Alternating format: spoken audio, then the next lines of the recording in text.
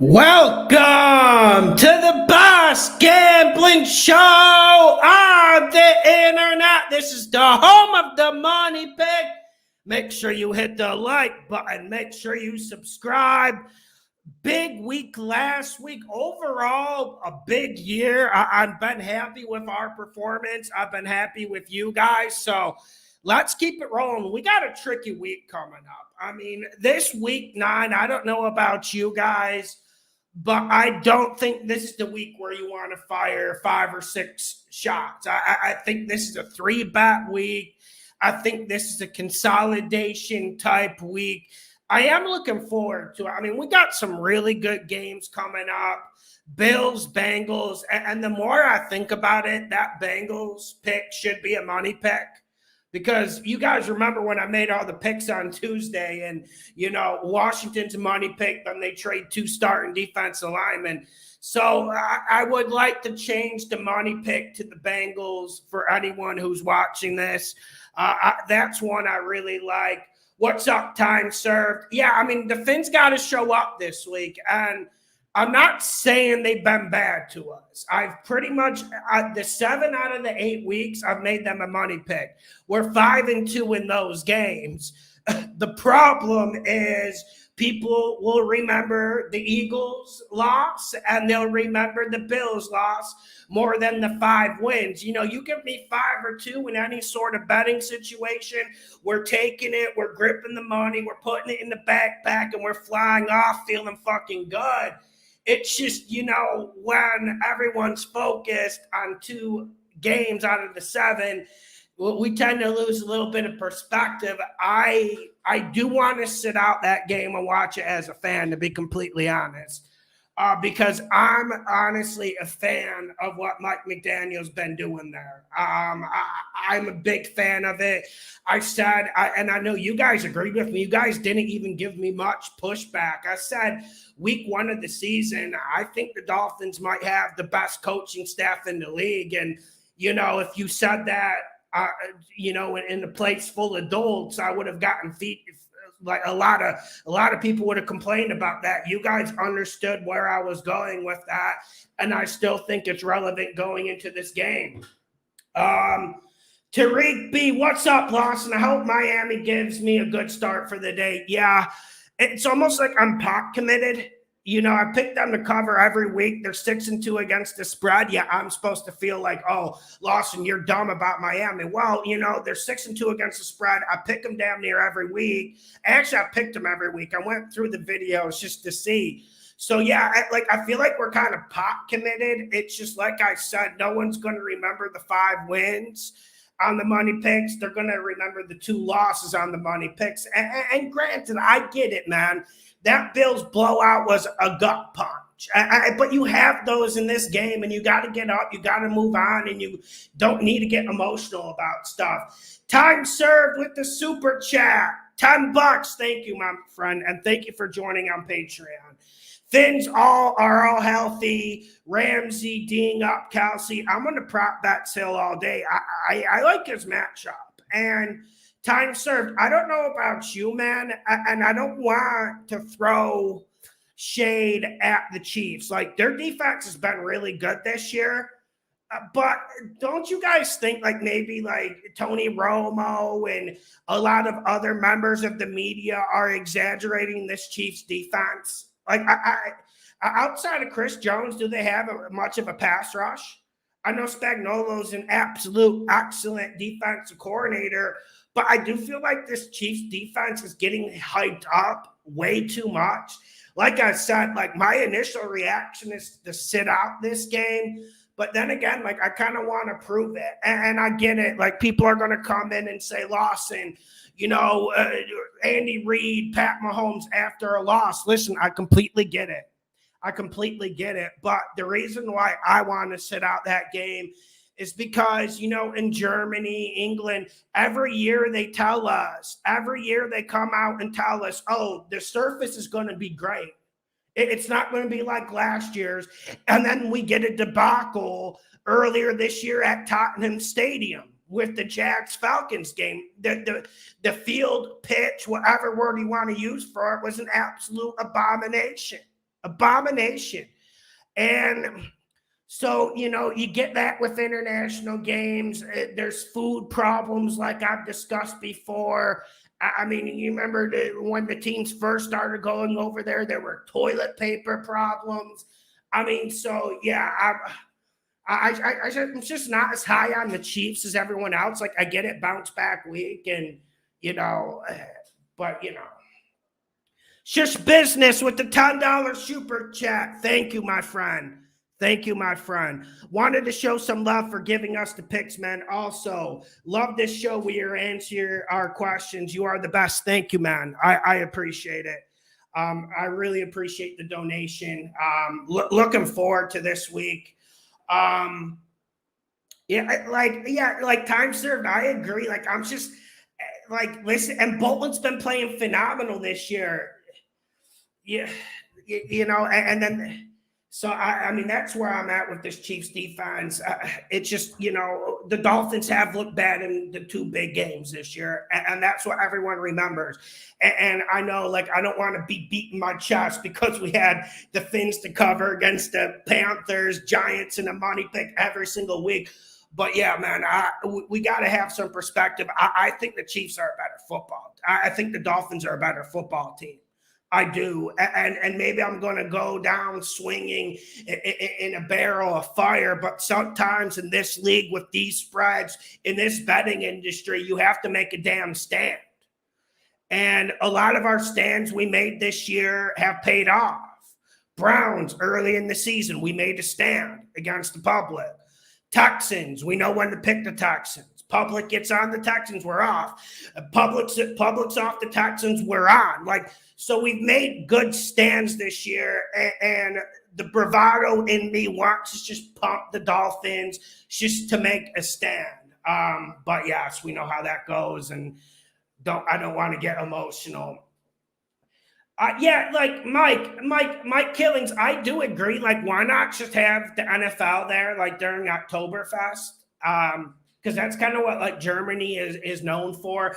I don't agree with the international games. I don't want to sound like I'm some sort of I don't like the international games, man. But if you're going to do it, let some people learn a little bit about culture and do it during Oktoberfest. They got shit to show during the timeouts and all that stuff. But can I tell you guys, sometimes the international games get really corny when they show the stands and you see 20 different jerseys. You see a guy with a Dolphins hat and a Tom Brady Patriots jersey, and you're just bro, make it make sense. You got the internet. I mean, you should know, an American sees that, they're gonna want to bash the TV out of frustration. So yeah, never really believed in the international games. What's up, RG? What's up, RG? Yeah, but Tyreek Hill, but RG, okay, I got to read this. I think the Dolphins are getting exposed for only having Tyreek Hill. Without Hill, they aren't 6-2. Yes, but pound for pound, he's one of the best players in the fucking league, man. And sometimes we got to take quarterbacks out of the discussion. And last year, well, for instance, let's go to last year. I felt like last year was kind of a down year for the elite quarterbacks. Burrow started the season slow. Mahomes had his slump week 7 to 12. Josh Allen threw 3 interceptions a game for a 6-7 game stretch. And then Justin Jefferson is winning games single-handedly. He beat the Bills single-damn-handedly pretty much. And then he doesn't even get a shot for the MVP. So I've been saying for a long time, I think wide receivers should be valued higher.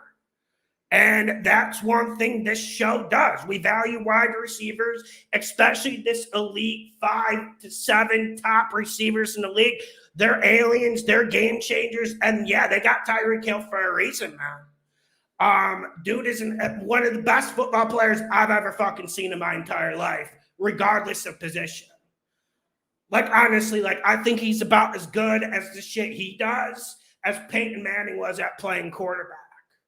Honestly, man, I'm not even talking about Tyreek Hill's athleticism. He high points it. He's physical. He doesn't leave his quarterback out to dry. Runs really good short routes. And it all gets overshadowed because he is the cheetah. He is fast. It's just these elite dudes like Justin Jefferson and Tyreek Hill just are never going to be rated properly. That's how I feel, man. Lauren, what's up? Yeah, Lauren, it was a great week last week. It was a great week. I got to give you a little bit credit because I'm sure you saw the Saints on Patreon. Your blessing on that did push me over the line. Like, I'm not saying it's what made me bet it and put it on Patreon, but your blessing on the Saints did make me feel a little bit more comfortable with it. You know, a lot of people are saying, Colts coming in and are the Saints offense going to do anything? I was glad we hit the Saints last week. Really want to bet the Saints this week, and I don't know if we really want to Winnie Pooh dip back in the honey this quick, but let's see how it goes. I'm looking forward to watching the Saints this week. It was nice to see Carr throw it last week. Like, it was nice to see him throw it longer than 5 yards. And the defense didn't even play good last week, and that's kind of an uncharacteristic performance from the Saints. Zamora, $2 super chat. Lauren, and we're getting you on today. Thoughts on putting 100 for New York Jets Super Bowl plus 600 if A-Rod is back? Listen, I'm not a big long shot guy like that. But I'll tell you what. If Rodgers gets back like week 17, it would make sense. Like, it really would make sense because this defense is superhuman. So I would co-sign that. But do we know if he's going to come back and how good can he possibly be when he comes back? Yardman Mo Bay Money, good prediction last night under. Thank you. It was close. I mean, I felt like Levis played good last night. I don't know about you guys. I kind of felt like the tail of the tape. I felt like Levis played better than Kenny Pickett. I don't know what your guys' perception was at home. I felt like that Titans defense had 2 drives where they just didn't show up. Listen, defense in this league, you're going to get beat sometimes. We know how the rules are, and we know how good offensive players are in this league. But, I mean, I felt like there was just 2 drives where the Titans defense didn't show up. Like, I don't know. Maybe I'm being a little bit harsh. Maybe I'm being a little bit negative. Yeah, RG. But, RG, how wrong are you about the Saints, though? Because they've looked like absolute trash in, like, the first 6 games, even when they're able to limp over the line with a win. I mean, last week's performance was good, though. And I felt like the Colts brought themselves a game. And that's what's so interesting about Colts-Panthers. Like, I know Colts on the road's never a good proposition, and Panthers did get that boost. But I kind of feel like we should be thinking about that in the Colts because I felt like they played a pretty good game against the Saints. I definitely felt like that was a high-quality football game last Sunday. I know people are probably laughing at home, but we didn't have the greatest games on last Sunday. Anytime, Yardman, anytime. Jamaica is an absolute beautiful country with some of the most athletic people this earth has ever seen. I mean, it's crazy how fast people from Jamaica are. It's crazy, man. Puff pass kick. Looking like a pimp as always, Lawson. Let's get this money. Thank you, man. I'm glad you approve of the short. Sure, let's get to the Patreon questions. I want to get Lauren on today. Well, Jose, like, I don't necessarily disagree with you that, like, Chargers win the game, but I guess the $1 million question is if the Chargers cover. I mean, now we're up to plus 3.5. Zach Wilson, we don't know what we're going to get, but I do know the Jets defense is going to come out and fight. And I don't know about your gauge on the Chargers right now, but I'm not sure that locker room is humming. Like, we've seen the difference with the Raiders this week. That's why I made the video on Instagram about the new coach bounce, new manager bounce. It's real, and I feel like the Chargers team needs that. And I don't think Brandon Staley should be in a job. So anytime, you're minus 3.5, minus 4 points going into a Monday night game, a big game against an elite defense, you do have to quiver up a little bit because we know Brandon Staley's going to quiver up. We know he is. We know he is, man. So yeah, listen, I went down meticulously and explained earlier this year, those first 6 games, Brandon Staley tried to throw all 6 away, especially that game against the Titans and the game against my Vikings. Some of the worst coaching decisions you'll ever see, and I could go on and on about it. Yeah, Michael, man, we definitely want to get your opinion on Colts Panthers. It's pretty decent game, actually. I know, like, people, watching Panthers isn't fun, but I will like to see Bryce Young. The Colts defense is pretty banged up. I mean, they lose Grover Stewart, and now they can't stop the run at all. So maybe Panthers can run the ball down their throat. Campbell, I think it was a good move to fire Josh McDaniels. I mean, didn't us as a group kind of come to that conclusion last year that, like, Josh McDaniels just wasn't working and this team wasn't playing for him? But listen, I think some of his clock management was the final nail in the coffin. Like, the Steelers game is one I can point to.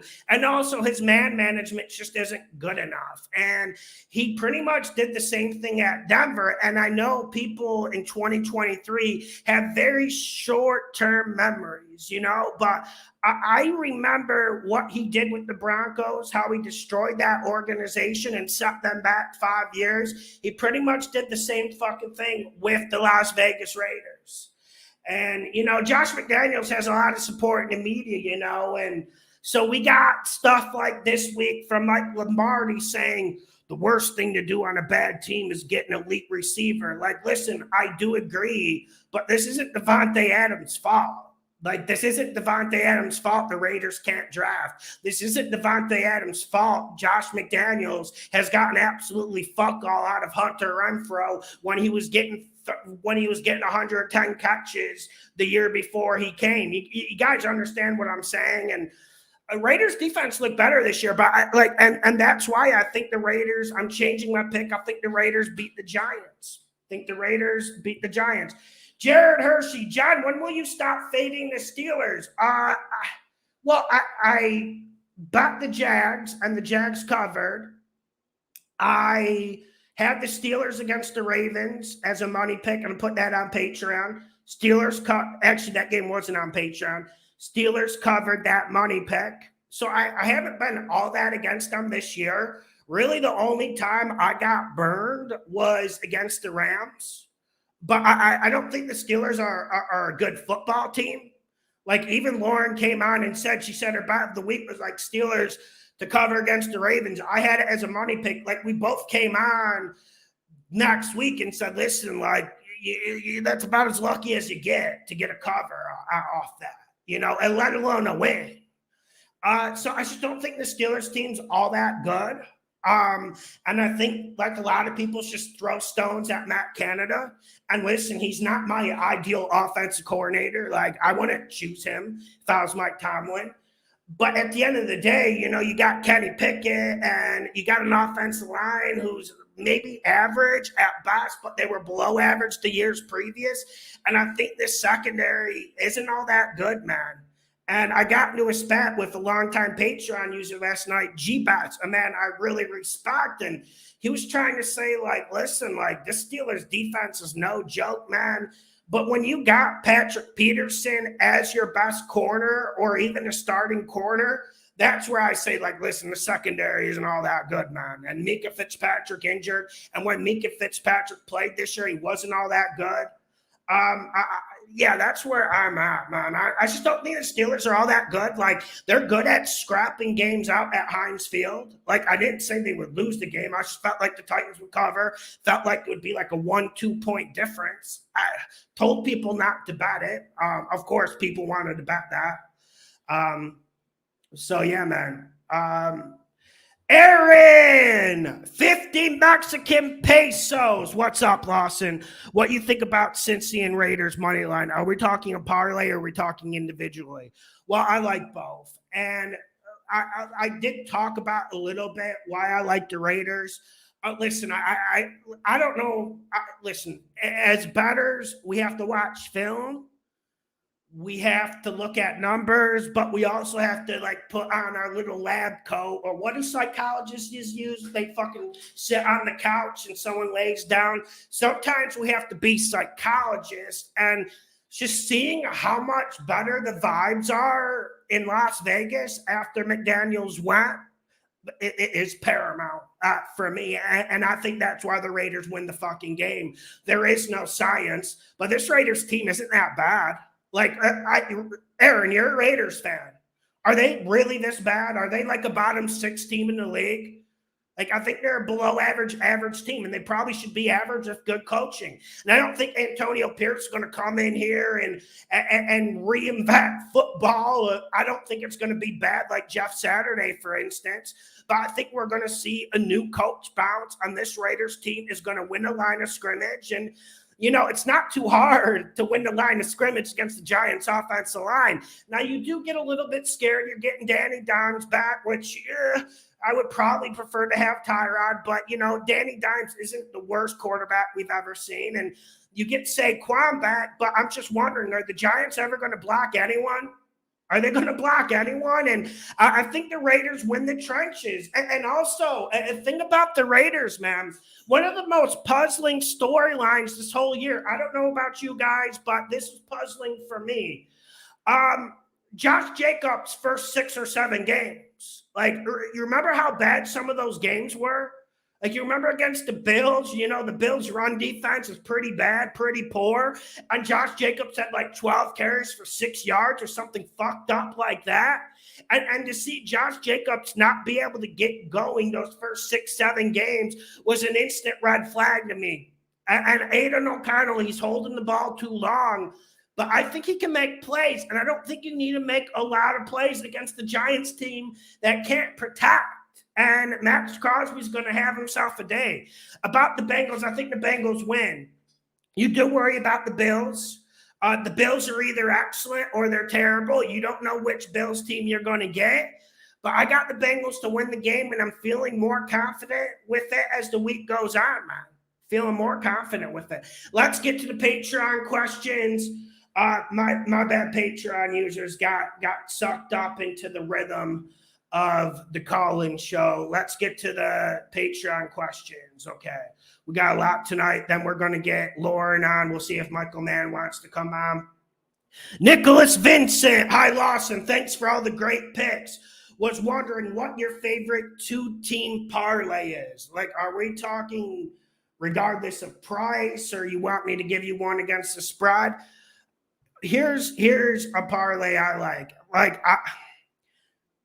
It can be teaser. Like, what's your preference? So, man, the more I talk about it, I think go Raiders money line and go Bengals money line, like Aaron suggested. Like, I think that would pay well. Or I would go Falcons. Actually, let me do this. Let's go Falcons with that -3.5, and then let's get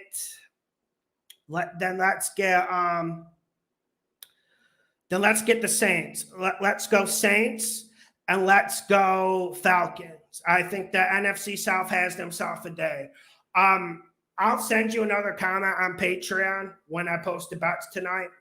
I'm pretty sure we'll have a teaser action. And what's up, Steve Terry?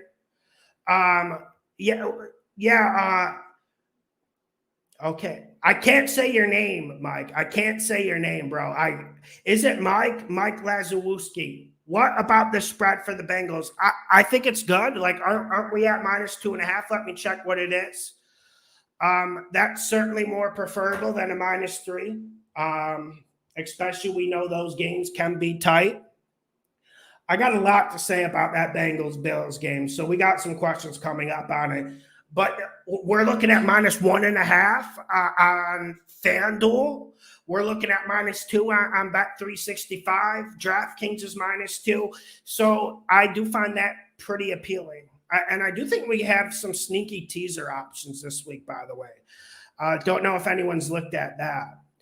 Okay, Charles Kaiser, 2-team teaser. Seahawks +12. Saints -2.5. I would keep the Saints, and I would probably add Cleveland if we're talking teasers. And we had a question in the chat about Kyler Murray. Man, Kyler Murray, he's going to be active, but it's looking like he won't play. Sorry I missed that question in the chat. But from what we're seeing in practice, Clayton Tune is taking the reps. And Kyler Murray's been throwing to practice squad players, and they don't think he's going to be ready this week. But looks like Kyler Murray will start the next week, to answer your question. That's what Rappaport is saying. Quat, is Atlanta more dangerous with Heineke at quarterback? I know they got a lot of weapons. Yeah, it looks like Drake London's going to miss the game, but I'm on your vibe, Quat. I'm on your vibe.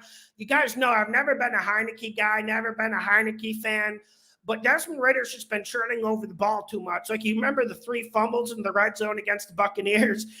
You remember the 3 interceptions against the Jags. The list goes on, and Heineke's not going to be able to throw it deep. He has one of the worst arms in this league out of any quarterback. With that being said, Heineke's a warrior, man. And when you got that warrior gene, you put him in quarterback. That's one reason why I love Steve McNair. Obviously, Steve McNair was elite, but he also had the warrior gene. And I think Heineke has it. And I think Heineke will be able to make 3 or 4 big plays. This is also a Vikings defense. Listen, the Vikings defense has been playing phenomenal, but I just don't know how they're going to do at the time of possession. I can't see Jaron Hall from BYU coming out and moving the chains for the Vikings. I think the Falcons get 10, 11, 12 possessions, and I think the Vikings defense wilts as the game goes on.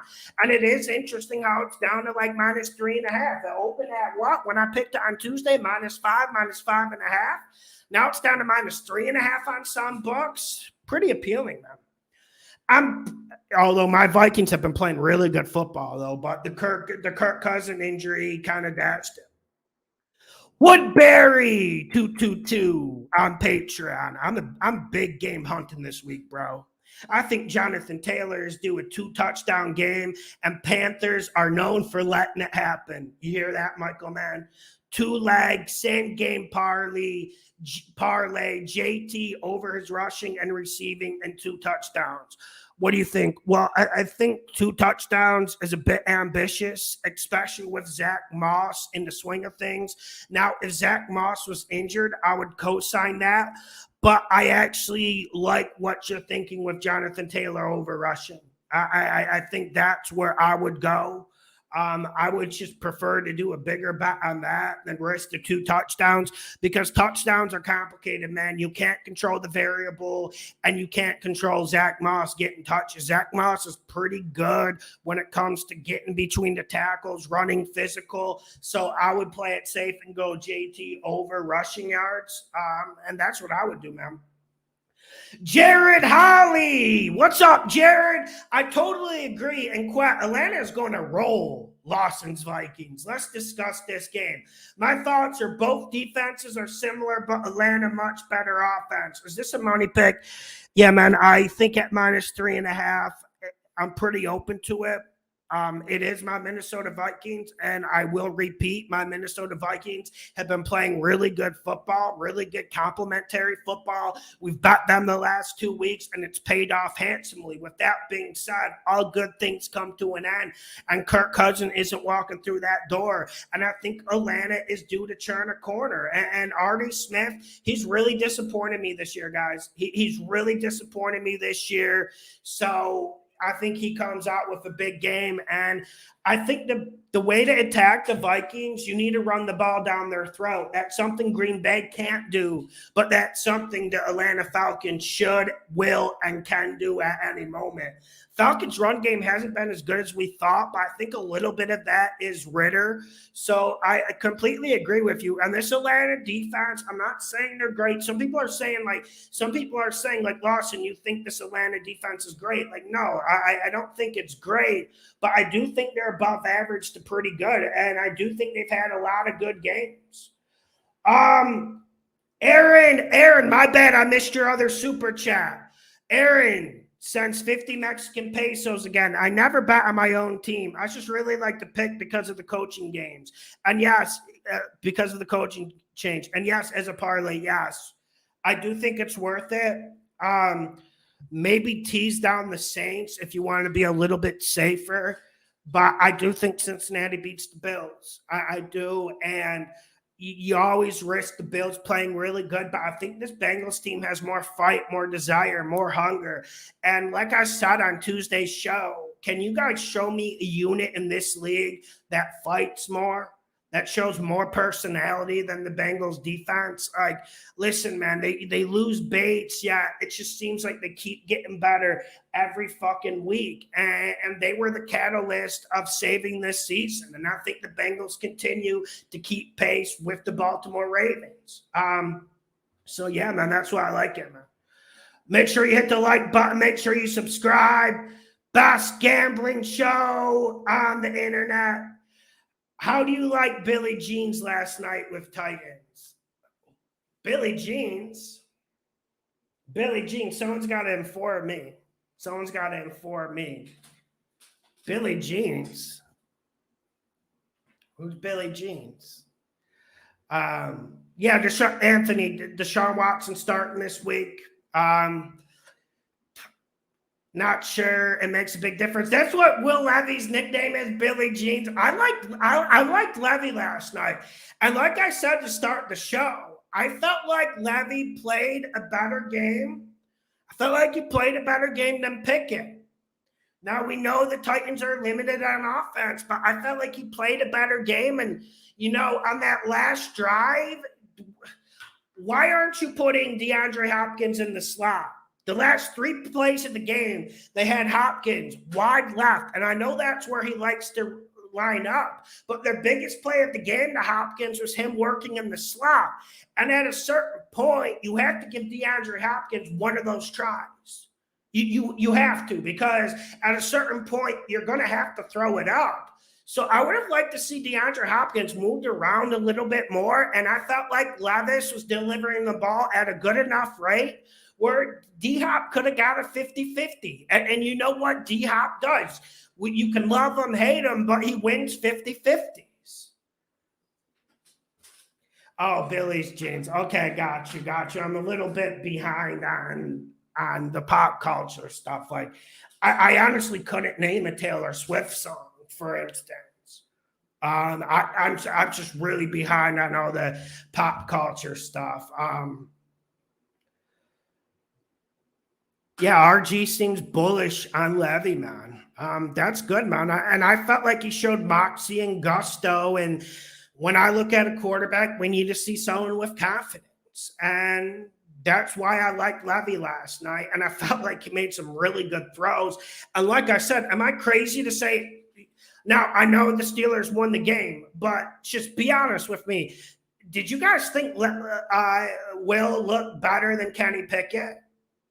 I mean, I felt like he did, bro. That's where I'm at. Vaughn on Patreon. What are some key factors to why the Fins can upset the Chiefs? I'm feeling Fins all the way. There's just a better team, in my opinion. Yes, I do think they're the better team. And I know, like, I do my betting power rankings every week. And listen, I have the Chiefs and Dolphins tied. I just don't think there's a big difference. So you get the plus 2.5, and what I'm supposed to do based on my power rankings is to slam the Dolphins. Now, you worry about this Dolphins defense, and I don't want to get too excited about Jalen Ramsey coming back.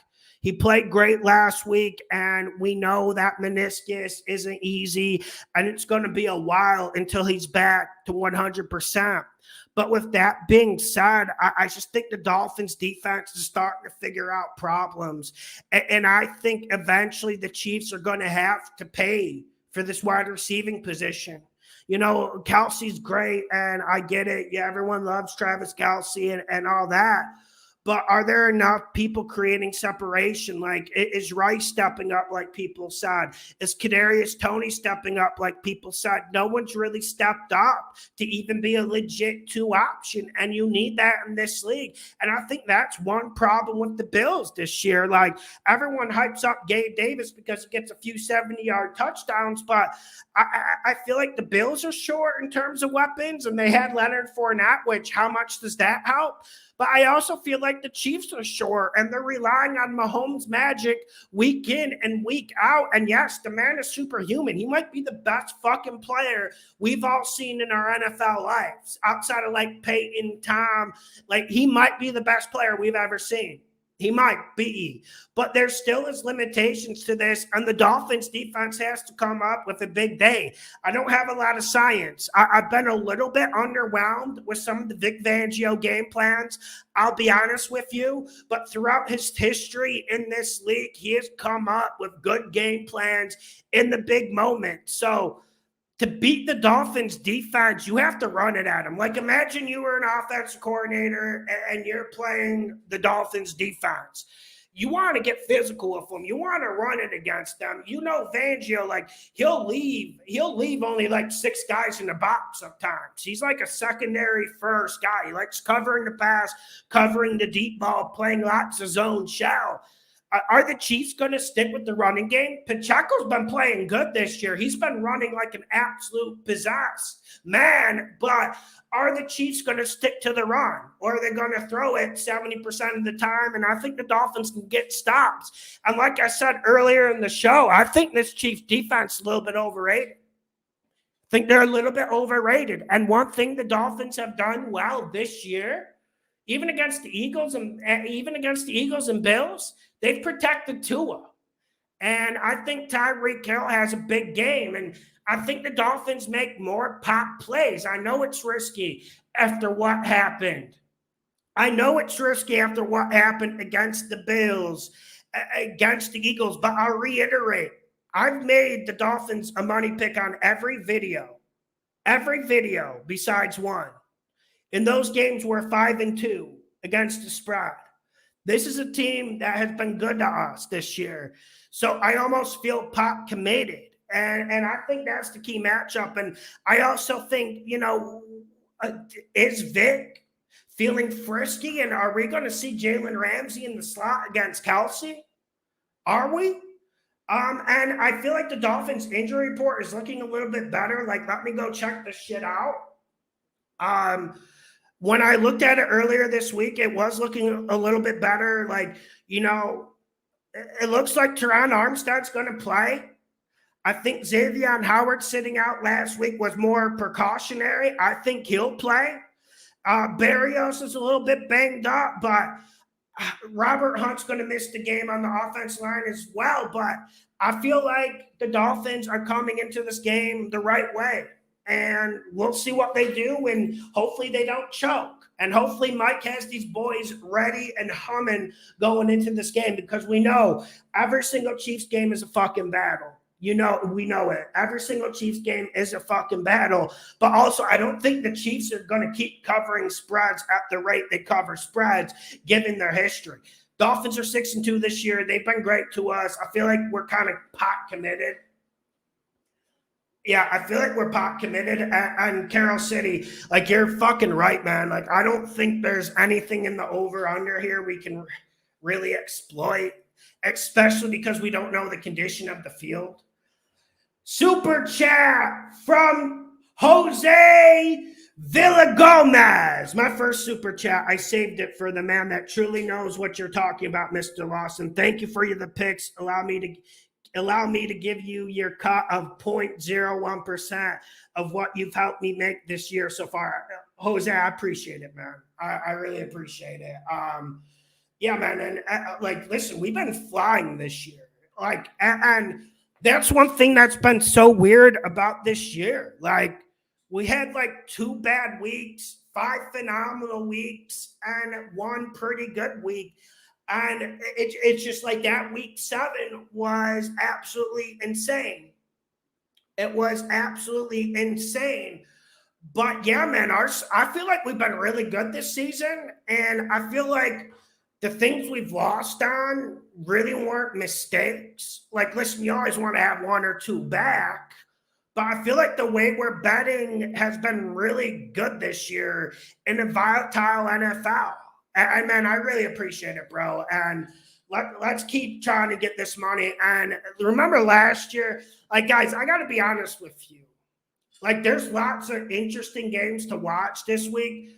I'm just a little bit hesitant about betting some of them because maybe I'm just spitballing here. Remember Thanksgiving last year when we went 3 of 3 on the Thanksgiving Day bets, 2 and 1 on the over-unders? I think we're going to absolutely destroy this Thanksgiving period. So I want to just get us there in one piece, if you understand what I'm saying. But yeah, every week's a damn battle, man, and I appreciate you riding with me. Okay, next Patreon question. Yeah, Von, I like the question, Von. Jake Deverix, really liking Bengals this week. Bills haven't shown dominance in over a month. I agree. And we already knew going into this year the Bills were inconsistent. Josh Allen is an absolute turnover machine, and I don't think Josh Allen has enough weapons. I don't know why Adam Thielen was not traded to the Bills. That was one thing that made me just say, well, does that make sense? And I feel like they need a slot option. They need a short option. Like Dawson Knox and Kincaid just aren't delivering. Like I told Bills fans preseason, like I'm not so sure, like in this intermediate short game, you guys I don't think they got guys who can win battles. And I think Gabe Davis is one of the most overrated players in this league. And their offensive line is also vulnerable. Now, you got a Bengals team that I'm not trying to get too excited about the game against San Fran. We called the Bengals to cover. I was still shocked the Bengals won the fucking game. But when I look at this Bengals team, I feel like they're peaking at the right time. And I kind of know what I'm going to get from the Bengals. I know I'm going to get fight. I know I'm going to get decent coaching. I know the offensive line is going to battle. And I know this defense, listen, I don't know if any unit in this league plays harder than the Bengals defense. It's not the best in the league by any means, talent-wise. But I don't know if any defense plays harder than them. And when you put your hard-earned money on the fucking line, that has to count for something. And this Bills team is soft. They have a soft underbelly. You can run it at them. I don't think their offensive line is as good as their fans think. They'll throw out stats like Josh Allen wasn't sacked for 3 weeks. Yeah, bro, because he's 6'5". He runs a 4.5 40, and he stiffs arms guys to the ground. Does that mean the protection was great? You know what I'm saying? And Bills also are decimated injury-wise. And I do feel like the Bills are limping into this game a little bit. I'm not even talking about the performances on the field. Like, can we go through this? Like, A.J. Klein's out. Elam's out at corner. They already have Tre'Davious White out for the season. They have the spiritual leader at linebacker, Matt Milano, out for the season. Dawson Knox is on injured reserve. Like, I feel like they're limping into this game, and I feel like they're fucking vulnerable. And I feel like the Bengals could go for an absolute death blow on this Bills team, like they did when we bet it. Remember when we got that plus 6.5 in the fucking playoffs last year? You know, Vegas, with the rise of computers, with the rise of legalized betting, they don't make too many mistakes. How about us getting that like plus 6.5 last year? Man, and I feel like when I bet the Bengals, and I'm sure someone can go on Patreon and look at the record, feel like over the past like 3 years we bet them, we're like, what, like 12-5, 12-6, and it's because they put in consistent performances, and we just don't know that about the Bills. Yeah, and Kels, I agree. Diggs can't do it all, and people always look to question Diggs. And I'm just saying, like, listen, I know you pop in Madden. Gabe Davis has a good rating. Like, I understand it, but is that real life? Is he winning battles? Like, you catch 270-yard touchdowns, you get fucking an 85 in Madden? Like, he's a legit number 2? Yeah, man. And Diggs is Superman. Like, and you guys are right in the chat. And I think he might have been my dad's favorite Minnesota Viking ever. Just because he plays the game the right way. Like, and he also has grit about him, and he also wants to fight. He wants to scratch. He wants to crawl. Something that this Bills team is missing. I mean, don't you guys think, like we've been saying all year, this Bills team is missing something, and we highlighted we highlighted the lack of weapons for Josh Allen, the compliment to Diggs, but don't you guys feel like this team is missing something else too? Like, don't you feel like this team is a little bit soft? Like, there's a phrase, like they're flat track bully, man. Like, yeah, they can bully teams because they have a great quarterback. But if someone fucking stands up to them, if someone gives them a little bit resistance, they lay down, get in the fetal, and then they did dirty. And I just feel like listen, if the Bills come out in this game 10-0, yeah, I'm sure they can cover. I'm sure they can win. But I'll tell you what, man, if the Bengals get up and the Bengals start hitting them and the Bengals start running the ball good, they could roll over and lose by 40 just as quick as they could win the game by 10. We know that's how the Bills are, man. Yeah, man, I'm excited about this week. Just as like a fan perspective. Like I said, like betting this week, like I'm probably going to put 3 up on Patreon, but I'm excited to watch these games, my friends. Yeah, man. Yeah, like Turk, I agree. Like all we can say is like they don't have balls, they don't have huevos, they don't have heart. Like you do feel like that team is missing something. And then like the media paints Diggs as a bad guy because he doesn't want to accept subpar performances. Like, what is Diggs supposed to be happy? When they get blown out at home with the snow, everything working against the Bengals. Bengals had 5 offensive linemen fucking out of that game, and then they get blown out. What's Dick supposed to do? Put on the pom-poms and the skirt and say, go, Josh. Like, what do people want Diggs to do? And, yeah, you need fire on your team like that. And sometimes people need to yell at other people, man. Like Adam Thielen yelled at Kirk Cousins last year before they got the comeback against the Bills. I mean, it's just like sometimes people need to explode, and it's nothing personal. Yeah, man. Excited for that game. Craig Story, what bet would you make with 3K? I'll comment back to you on Patreon after that, man. Because for that type of money, I got to think about it. But I would never suggest putting all your eggs in one basket. I would probably go 1,000 on 3 games, and go 2-1 and count my money. That's what I would do. But I'll leave a comment. I'll let you know the team I like best. And can I ask the chat something? Because one team I have been wrong about this year has been the Ravens. But am I crazy? Like, I didn't get much reaction because there were so many trades this week. But do you guys think the Seahawks can beat the Ravens? Do you guys think I'm crazy? I mean, Wahid on Patreon he's saying Seattle +6 is the bet, and it's ballsy. But it makes sense to me. It makes sense. And the Seahawks defense, with adding Leonard Williams, that's what we were calling for. That's one reason why, like, Seahawks fans get on me saying you're down to Seahawks. Like, listen, and Wusu gets hurt, your best defensive lineman. Who's going to rush the passer? You bring in Leonard Williams, and I know he's not a great pass rusher, but he's great in the run fits. He has a pretty good bull rush. I don't know, man. And I feel like Geno Smith is due to play better because the Seahawks have done all of this without Geno playing good. And you remember the Bengals back when we got the Bengals, we had a sweat for that. And Geno was one or two plays from completely changing the landscape of that game. I felt like we won that game more so because of the heart of the Bengals defense than the Seahawks being trash. I mean, Seahawks probably should have won that game.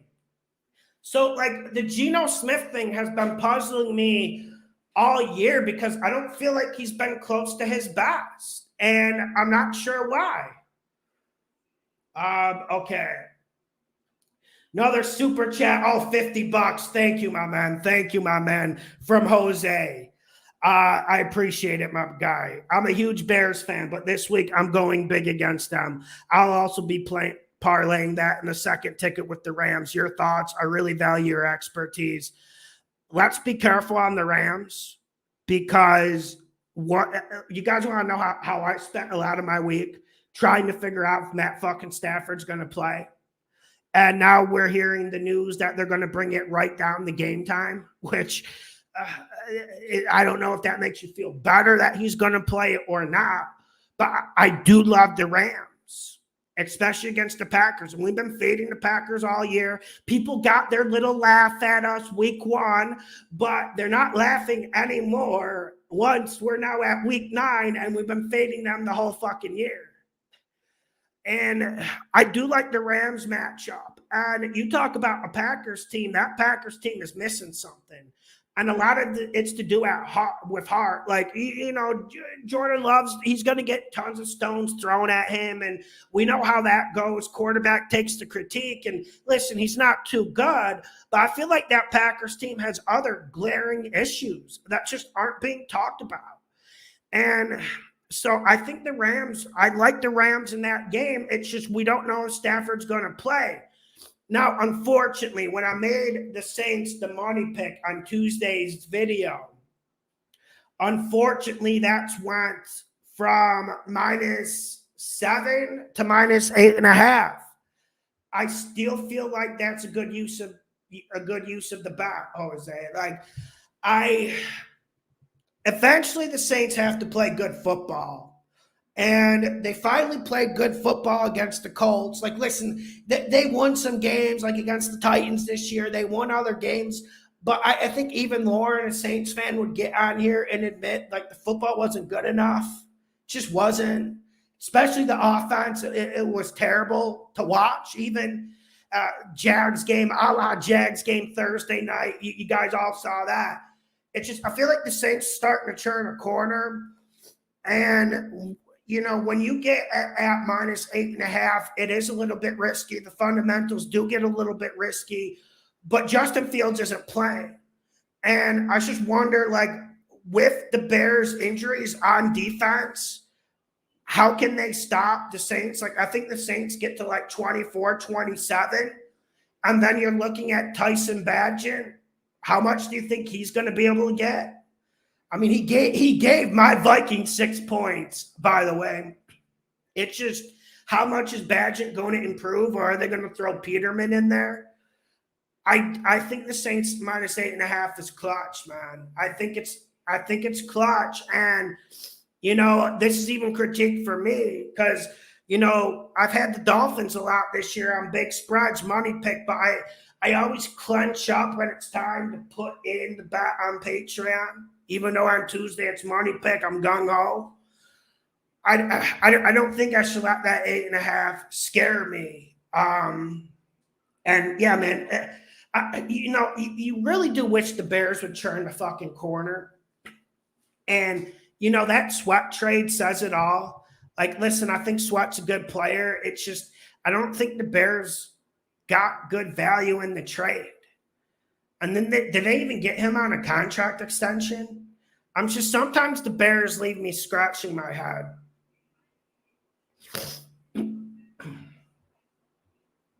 Yeah, so here we go. Once again, thank you for the super chat. I appreciate all of you guys. Okay, best 2-team parlay against the spread. Yeah, so we talked about that a little bit earlier. Let's leave the Saints off of that because I talked a lot. I would maybe go, if you want like a low lights one, maybe go Colts. Go Colts and Raiders. I like that one. But also, why not do a teaser? Why not do a teaser like this? Like, for instance, because there's a lot of games you can tease. I'm surprised we haven't even talked about the Cowboys. We haven't even talked about the Cowboys Eagles game. I would probably tease the Jets up, but I know no one wants to let it go to Monday night. And I would probably tease the Saints down as a -110 teaser, simple bet. I mean, that's what I would do to maximize it. But I'll leave a comment on Patreon tonight. Just got to have a final look at the injury reports. Yeah, tease the Rams game, Carroll City. That makes sense. It's just, like I said, like, word about Matt Stafford. And Michael, I'm almost ready. Got like a few more questions. I've been in rant mode tonight. I've been in complete rant mode. Dave FXX. Hey Lawson, what's your most liked over under bet this weekend? P.S. I love your drip game. Always look on point, my man. Let's get this damn money. I did prepare for this question, and thank you. I try to look decent, man. The best over under, I'm going Bills Bengals under the 49.5. Because firstly, I respect that Bengals defense. And I think the pace of game will be more of a playoff type vibe. You understand what I'm saying? Less possessions. I think the Bills offense will respond. I just don't see them getting the gigantic big plays against this Bengals defense. And also the same thing for Joey Burrow. This Bengals offense, they're not getting a 50, 60, 70-yard plays like they would in the past. I think they get 1 or 2 this game, but nothing like 4 or 5, nothing crazy. So I think due to pace of game and the Bengals defense bringing some smack, I'm going under the 49.5. Also, Bills haven't been all that good in situational football. You know, they get to the red zone and we've seen a lack of creativity. We've seen turnovers. Are the Bills able to run the ball? Bengals started running it better against the Seahawks, and it seems like they're getting better every week with the run game. But with that being said, man, I got this going under, and I think there's a possibility we see the Bengals run it like 55% of the time. And when you run the ball, it kills clock, creates less possessions. I'm going under the 49.5 in the Bengals-Bills game. That's one I liked. Also, Colts at Panthers over 44 if you are feeling frisky. Michael Mann can give some more information. Yeah, no one likes when you bet under in a game. No one likes that, but they've been hitting all year on the videos. I mean, we've done really good on the totals this year. And, you know, like I don't guarantee anything on the totals because we know how those go. But under has been clutch this year, man. And I think it continues in that game. Like, could you guys understand what I'm saying about the playoff atmosphere? And I didn't get to read anyone's comments about the Seahawks Ravens game. You guys are a little bit cautious about that game as well. Yeah, okay, I'm starting to read them now. Seattle 21-9 is a road dog. Carroll City says Geno Smith ain't it. He had 4 opportunities on the goal line against the Bengals and couldn't get them. Yeah, he one of those he missed a really easy pass, by the way. Yeah, but Lauren says Jordan Love all around trash. Yeah, I mean, I agree with you guys saying Carr looked better. Like, he finally showed some life. And I know that Colts defense isn't playing to the same level they did earlier in the year. They're a little bit banged up, but that Colts defense isn't fucking easy. You can't just go like run through them, and they're not going to lay down for you. So that's why I felt like I was a little bit encouraged about Carr. Always been a Carr guy.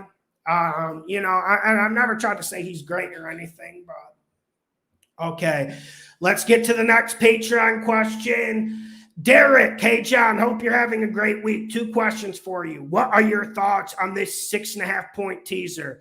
KC plus 4.5, Philly plus 3.5, Bengals plus 4.5. Can I be honest?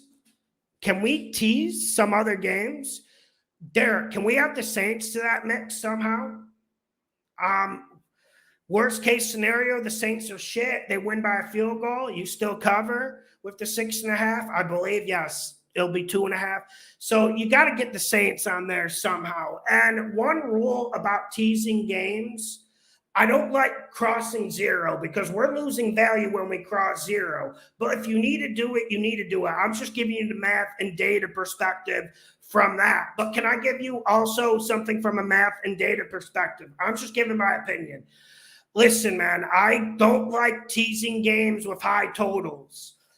Fins and Chiefs is 50.5 on the total. You like to tease games that are like 42, or you like teasing the Titans against the Steelers on Thursday night with a 36.5. You guys understand what I'm saying? The higher the value, the more at risk you are for a teaser when you got like a big total.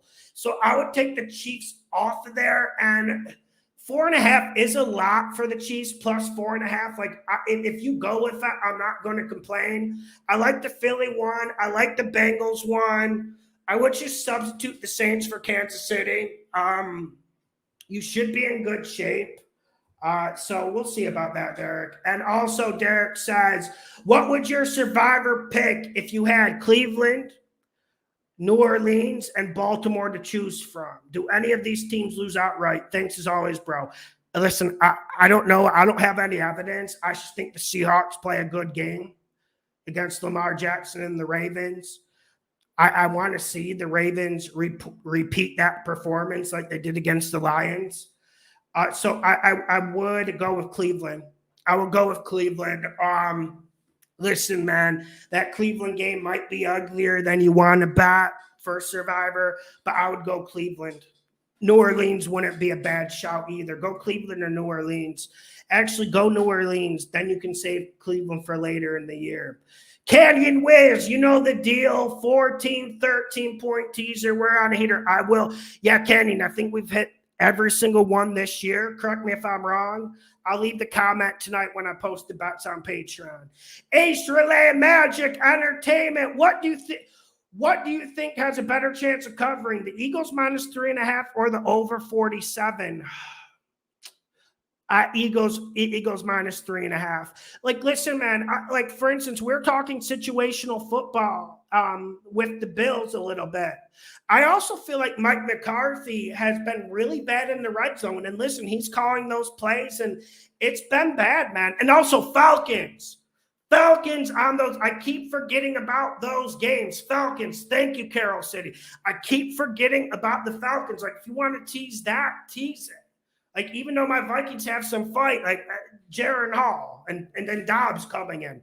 So, but getting back to my train of thought, I got to get back to my train of thought. I think there's a good chance the Eagles could just kick the Cowboys' ass. And the over 47, listen, the Cowboys' offense hasn't been playing all that great this year. Their run game isn't as good. CeeDee Lamb hasn't been playing as good.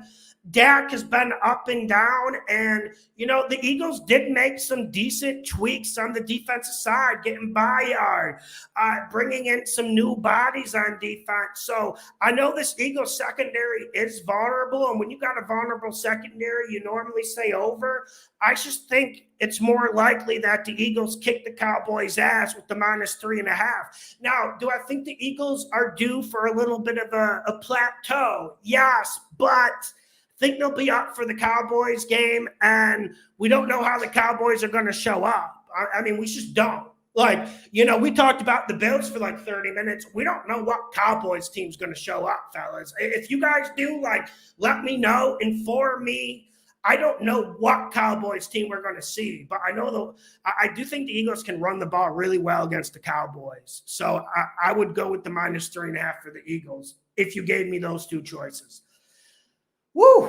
Matthew Stallworth, what's up, Matt? Lawson, hope all is well, brother. How should we approach picking games if we aren't able to watch every game? Is there a site you use, or is it just strictly watching teams and analyzing from there? Let's have another great week. I have NFL Game Pass because I'm international. So I've watched pretty much every NFL game this year. I try to watch it during the week.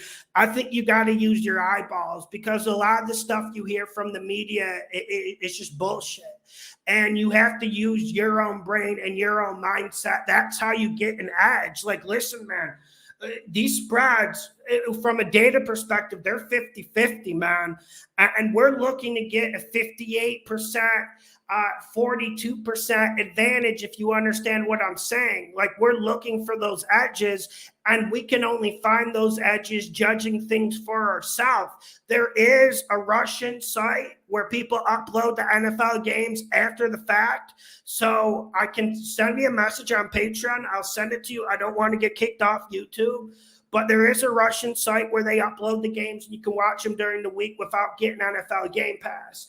And for me, when I set up on Sunday, I go 3 screens, and I'm trying to focus on 2 games really well. I don't fuck with Red Zone. Like, I'll turn on Red Zone at like 3:55 when one of the games ends early, but I'm not like a big Red Zone guy. It doesn't, I feel like it skews people's minds a little bit. Like, listen, is it great entertainment? Yeah. Like, I love watching Red Zone. It's just at the 1 o'clock block, I'm getting my 3 screens. I'm diving into all these games, and I'm already just sweating bullets Sunday as it is, heart beating. So the less Red Zone I get, the better. I watch the 3 games normally that I'm betting. And then at 4 o'clock, same thing. I'll change it to 2 screens, and then we go from there. And then any game I didn't see, I try to watch Monday night, Tuesday morning before I do the video. And then if I still haven't seen one, I'll watch it Thursday when I wake up. So I try to watch as many games as possible. What's good, Lawson? From a kid named Coop. What's good, Lawson? At the halfway point of the season, if you had to pick a team best described as Jekyll and Hyde team when you bet on them, who would it be? I would go with the Bills, but I would also go, even though we've been good at judging them this year, Falcons, but maybe that situation will stabilize. I mean, we're up on Falcons bets, but we know how that roller coaster has been. And then also, like, one team that has really pissed me off this year from a betting perspective has been the Bucs. And that's one team, like, we haven't bet them a lot, but just from betting against them, they've pissed me off. I bet them once against Philly with 6.5, but the other 2 games we bet them, we were fading them. So I would say those teams. And also, Ravens are a little bit of that type too. But to answer your question fully, it would have to be the Bills. It would have to be the Bills. I mean, they couldn't even cover a teaser against the Jags or cover a teaser against the Patriots. I mean, does it get any worse than that, fellas? Brian Webb with the super chat, $5. Hey, Lawson, let's get this money. Why Green Bay can't win this game, and I love the Seahawks, and give me your opinion on that Washington Raiders and Dallas. Okay. Listen, I think Green Bay can win the game. Listen, they're stacked with talent. Their defense is pretty damn good, but their defense doesn't make many big plays. And I feel like this Rams team is due. Maybe I'm wrong. Maybe I'm overrating them like Vegas has. And I got burned on the Rams. But I think at the end of the day, if Matt Stafford plays, he's going to make more plays than Jordan Love. And the Packers pass rush, like, it's advertised like it's really good. It hasn't been all that good. Let's be honest about it. And then you look at the Packers run game. I feel like the Rams are soft up front, even though they have Aaron Donald. I just don't think we can trust the Packers to run it. And I think this game is contingent on Matt Stafford playing or not. Matt Stafford's there. I like it. You love the Seahawks. It makes me feel a little bit better. I don't even want to be a Ravens hater. Lamar Jackson actually, he did something weird on my Instagram during the offseason. It was really weird. He looked through all my photos and he found an old photo where I was skinny. And he was saying he's gonna take my wife and stuff, and that it was weird. I'll post it, man. I didn't even see it at the time because I don't really go on Instagram during the off season. I got nothing against Lamar Jackson. I just said Bernard Pollard was right during that little beef he had. Okay, with the no names, I'm sticking to it, but I am a little bit concerned. It jumped to +2.5. Remember when that no names game was at 3.5 for a little bit this week? I was liking that. I was liking the flow of that. Yeah, I'm not as high on the Washington pick as I was Tuesday, especially with the trades. But I think Washington's a better team than the Patriots. And that Patriots home field advantage isn't really what it used to be. So I'm not changing my pick on Washington. I think they can win the game outright. I think they cover. Raiders, man, I think the new coach bounce. I think the Raiders win the game. That is one game that I am changing my pick on from Tuesday. And I think getting Josh McDaniels out of there is a big upgrade.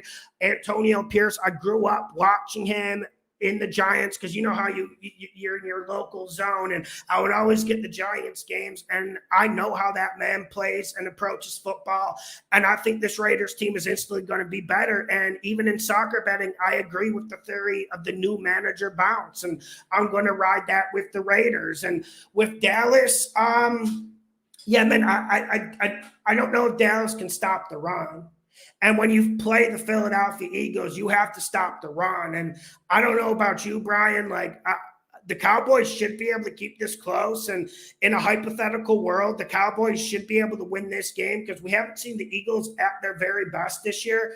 I just don't think they stopped the run. And I think the recipe to beat Dallas is to run it at Micah Parsons. Because if you throw it 45 times against the Cowboys defensive line, they're going to hit you and they're going to rough you up. They're going to first turnovers, end of the game. That's how it goes. It's just you have to run it down their throat. And I think the Eagles are equipped to do that. And has anyone really stopped the Eagles run game this year? And if the Eagles truly want to win the game, I feel like they got the dudes in the locker room who will find a way to do it if they truly want to win the game. We've seen the Eagles play games against the Rams this year where, do we want to win it? I know you guys know what I'm talking about if you've watched Eagles games this year. They haven't taken these games as seriously as they should, even though they keep winning and covering spreads. As crazy as that sounds. Okay. Yeah, J-Step, it does work in baseball too. The new coach bounce. Jose, thank you for joining on Patreon, my guy. Thank you. Yeah, it's pretty easy. It's hard to respond to comments sometimes on Patreon, so that's the only problem with it. But it's pretty easy, and every post I make goes to your email. All 22 is in Brazil, you fucking idiot. All 22 is in Brazil. What are you talking about? We get NFL Game Pass through DAZN. What are you talking about? Are you in Brazil? Exactly. Dude, international viewers, we get all the same stuff you get. Anyways, I'm in Brazil, so NFL you know how much I pay for my Sunday ticket? I pay $68 on DAZN for it. So you can go overpay for your stuff, man. Okay, here we go. Yeah, man, it's all good. I remember this guy. On Instagram one time, I posted a video of a Raiders game. He's like, that's not all 22 film. Well, who the fuck said it was. Okay, Juicy Purser on Patreon. How do you feel about alternate totals or spreads? For example, consider over 60.5 plus 470 for the Cowboys-Eagles game. I don't like that. I do think maybe working the spread the other way, like for instance, if you let's say you think the Raiders are going to win by a touchdown, like I would agree to move that to Raiders -6 to get more payout, but I don't like doing it with over-unders too much. I don't even like adding over-unders in when I do teasers. I don't know about you guys. I'm just not like a big over-under teaser guy. I see everyone on Thursday night always trying to force like a 2-team teaser with the total, with the point spread of the weaker team. It's just, I don't have any evidence to say why it's bad. It just feels bad to me. Brian DePaul, welcome to the wild week 9 of the NFL season, Lawson Nation. Yeah, man. Strap in. It's a tough one. Lots of changes since Tuesday. What game have you changed your opinion on since Tuesday YouTube video? Thanks, man. Bengals, because Bengals is a money pick now. On Tuesday, I can't remember if I made it a money pick. Maybe it was a borderline money pick, but now I'm very happy to be in the Bengals camp for this Bills game. And sometimes on Tuesday with all those trades, you know, lots of crazy shit happened while I was recording. Like 4 trades happened just for me recording a 30-minute video. So the Bengals, because I solidified my thoughts on that. So I would say that, like, I didn't necessarily like do it like 180 on my opinion. What's another game that I maybe changed my opinion on? Same thing. Like the opinions are just crystallizing. Like Falcons at -3.5 is a lot better than when I got a pick at like -5.5. You know what I'm saying? And Giants Raiders, obviously, because the new coach bounce. The new coach bounce is real. Yeah, Drew, we can talk about the Texans. I'm surprised we haven't talked about the Texans this week. Still think they're a money pick. I'll go into it, but I still think. Listen, I still think we know when to ride the Texans. We know when to ride the Texans. I got to get Lauren and Michael Mann on. I've been going off, like answering 20 minutes. Okay, I'm not even. Okay, Randy, I do straight bets, and the only time I'll do a parlay is if I do 6.5 point teasers. So you put two 6.5 point teasers, it comes out to -110, -115. That's how I like to bet. Ray Rouse, Lawson, I can't stand ref John Hussey because he's always making questionable calls against my bets. Question is, do you take officiating crews in this consideration when betting totals, especially? No, but I do take it into consideration if I'm posting it on Patreon. I do look at the referee. I do look at the referee crew, and sometimes I do worry about it. Like I'm probably not going to change my bet if it's a crew I don't like.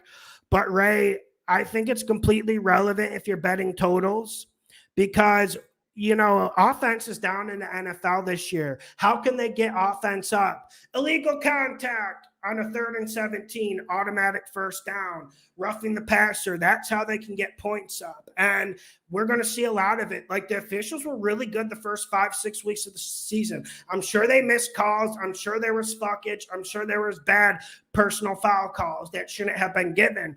But the first 5-6 weeks, they were really good. But you saw them starting to call more and more as the year went on. So I do think you should be paying attention to that if you're a total bettor. I do. I think you're right on that. Van Barrel. Hey, Lawson, what do you think about Chiefs money line? Raiders money line. Cowboys +3. I don't think the NFL is going to let their golden boy lose at Frankfurt. I do sometimes feel like that with the Chiefs. You know, Mahomes is next Brady, both with officiating and, you know, with how good he is. Like, Mahomes is Brady, the new Brady for a new age.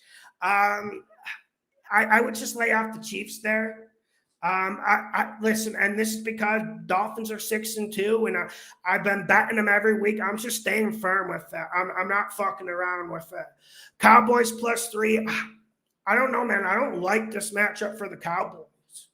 I mean, the Cowboys, they're due for a good performance. I do feel like the Eagles are more vulnerable than they were last year. I don't think it's crazy me saying that. It's just it's tough for me to ride with the Cowboys in this situation. I don't know about you, but I like Cowboys going to Philly. I don't like the sounds of any of that. And Raiders money line is the one I like the most. I like Raiders money line. Take the spread out of the equation. Raiders win the game. All right. Make sure you hit the like button. Make sure you subscribe. Leads hit. Yeah. Dude, leads hit. Thank you. Thank you, man. Because the last 7 soccer bets I've posted on Patreon we've had, and I'm not going to guarantee that for the whole year, but we deserve that Leeds one. In the first half, before I came on the show, 2 penalty shouts. The first one, I understood they didn't get the shit. I understood. But that second one was like a fucking Somerville was dribbling in, head-to-head with the goalie, fucking gets fucking tackled. And we get fucked out of that. We needed that penalty. I'm glad it hit. I'm glad it hit. And yes, Mike, I'm going to add you. Let's get to I was just sweating about that. Like, I'm not even too emotional with the bets now, but I wanted to hit that Leeds one. Friday night back. Let's start the weekend off good on Patreon. And from what you're saying, it hit. Because the first half, they dominated the damn thing, man. They dominated. And we at plus 160 odds, too. Nothing's better than hitting a plus 160. I don't guarantee that most of the time. We just bet like -1 times, plus 100 on soccer. But we're feeling what is it, bullish today. All right, Michael Mann, Lauren, I'm gonna send the invite. Okay, here we go. We got one question. Jose, thank you for joining Patreon, my man. I really appreciate it. Thank you, EJ. Thank you, Arsenio. Thank you, Reggie Daniels. I appreciate it, my guys. Thank you, Joe. Thank you, Hunter Franklin. Let's get Lauren on here. Same email, Lauren. Is she even here anymore? The problem was sometimes, like, because listen, we're talking football and we're talking complicated things. Sometimes it's hard for me to see your responses. Like, I wanted to hear what everyone thought about like the Seahawks +6. Like, that was kind of one of the things I wanted to know going into this. Like, how are you guys feeling about that? Is Lawson off base? Yes, Lauren, I sent it. Jeff, I'm happy. Jeff, always good to see you, man. Always good to see you. Haven't seen you in a while, man. What's up, Scott Eddie? What's up, Daryl Hall? Daryl, did I miss your question on Patreon? My bad. What do you think about Seahawks, Houston, and Raiders parlay? Are we yeah, but you got to give me a little bit of juice. Like, you got to give me a little bit of a better situation than Seahawks money line. Like, I absolutely love Houston this week. It's going to be a sweater. It's going to be a close game. Raiders, I went into Seahawks. Like, you got to at least give me a spread for that, because Seahawks money line is pretty audacious and bold. And yes, I did pick it on Tuesday's video, but I don't want your weekend riding on that, Daryl. I just don't want your weekend riding on that. Lauren, how you doing? What's up? Can I just go get a water real quick? I don't mean to leave you out alone. No, you're good. What's up, everybody? I'll be right back. Hi, guys. Hi, Tasha. I know I've been waiting to talk to you guys. It's been a minute.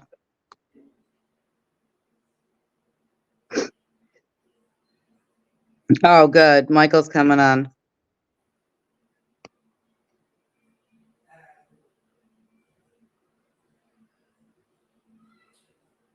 I got all my notes for you guys. Look at this. Pages and pages and pages.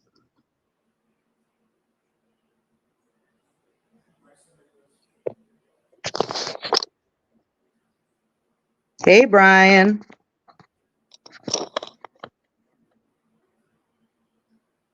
Hey, Campbell. I am not with you there. Hey, the Sticks. What's going on, buddy? Bengals are locked in. I agree. I will give you guys my opinion on all of this. I did my homework. You're absolutely right, Tasha.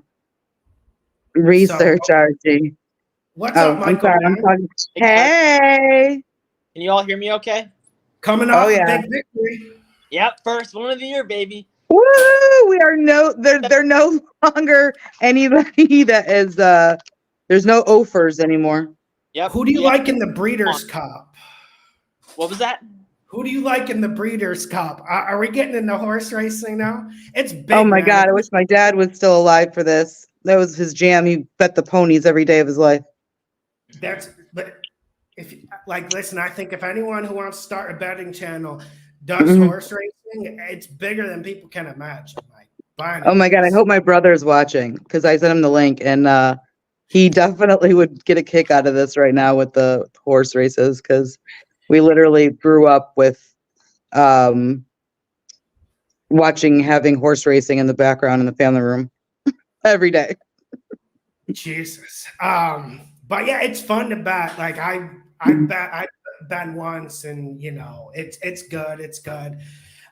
Anyway, so yeah, that was John Kaiser's question. So I'm not sure. Oh, You that got was an my brother asked that question. Yes. John, please keep this to NFL. All right, like so let's just get to this. There's a lot of Let's games. get to it. I'm so excited to talk about two different games.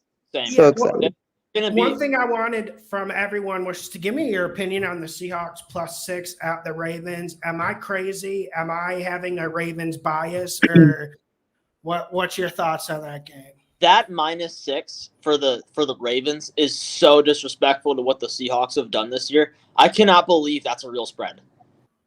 Like, I think if you want to bet one game for odds, I would go Seahawks. I don't think they're gonna win, but I think that out of all the teams that have good They odds, could win. they could win. But I think that's your best bet if you're trying to just throw a Hail Mary. That's probably the best bet to catch it. So Yeah, Laura. I am on Seattle. I was even on them at 5.5. Here's what I'm not feeling. I'm not feeling enough respect for DK Lockett, Najib, the new guy. I know that Smith Najib. I know that the running back is a little banged up, but the new kid Charbonnet got like 60% of snaps, and I'm feeling good about him this week. He looks really good, Charbonnet. So I think that Lamar, to be honest with you, in that actually I have it written down. Hold on a second. I have all of my notes. Honestly, Lamar is not really good as a favorite of like more than 3. Kind of agree. He's really not. The Baltimore. This Seahawks Baltimore's team is not. a battle. Yeah. So are you talking just covering the spread? Yeah, exactly. Well, they're just not. So you want my opinion? If I was taking the game, I would take Seattle +5.5. Yeah, I like the 5.5. I think the Seahawks will lose in the end, just because I feel like if it comes down, it's going to make more plays. But I mean, dude, that's 6.5. That's 6, 5.5, whatever it is now. That's so disrespectful to Seattle and everything they've done this year.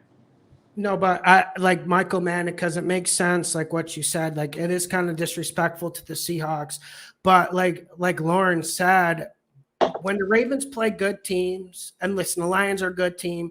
Normally the games don't go that way. Normally, like they're field goal type games. Justin Tucker slamming a 59-yarder at the depth, and so I agree. And it's tough to bet against the Ravens with my situation because I've just been shocked by them this year. But I've got a pretty good read on that team.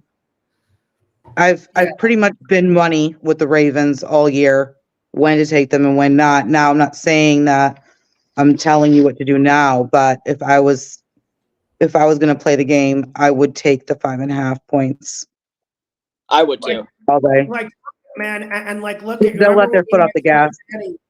Remember when we had Cincinnati against Seattle, and we got to give Seattle credit for that game, man. And Yeah.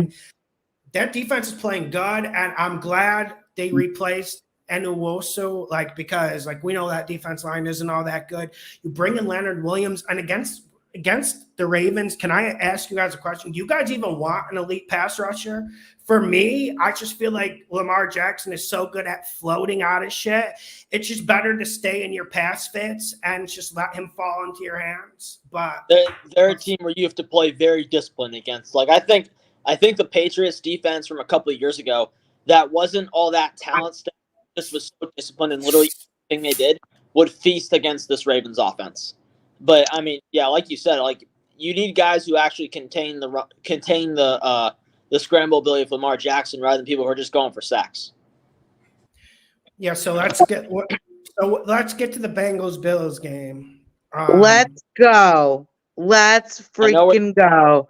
I am so excited right now. Everyone knows a good game on Sunday night. Well, listen, hold on a second. For starters, everybody knows I love Josh Allen.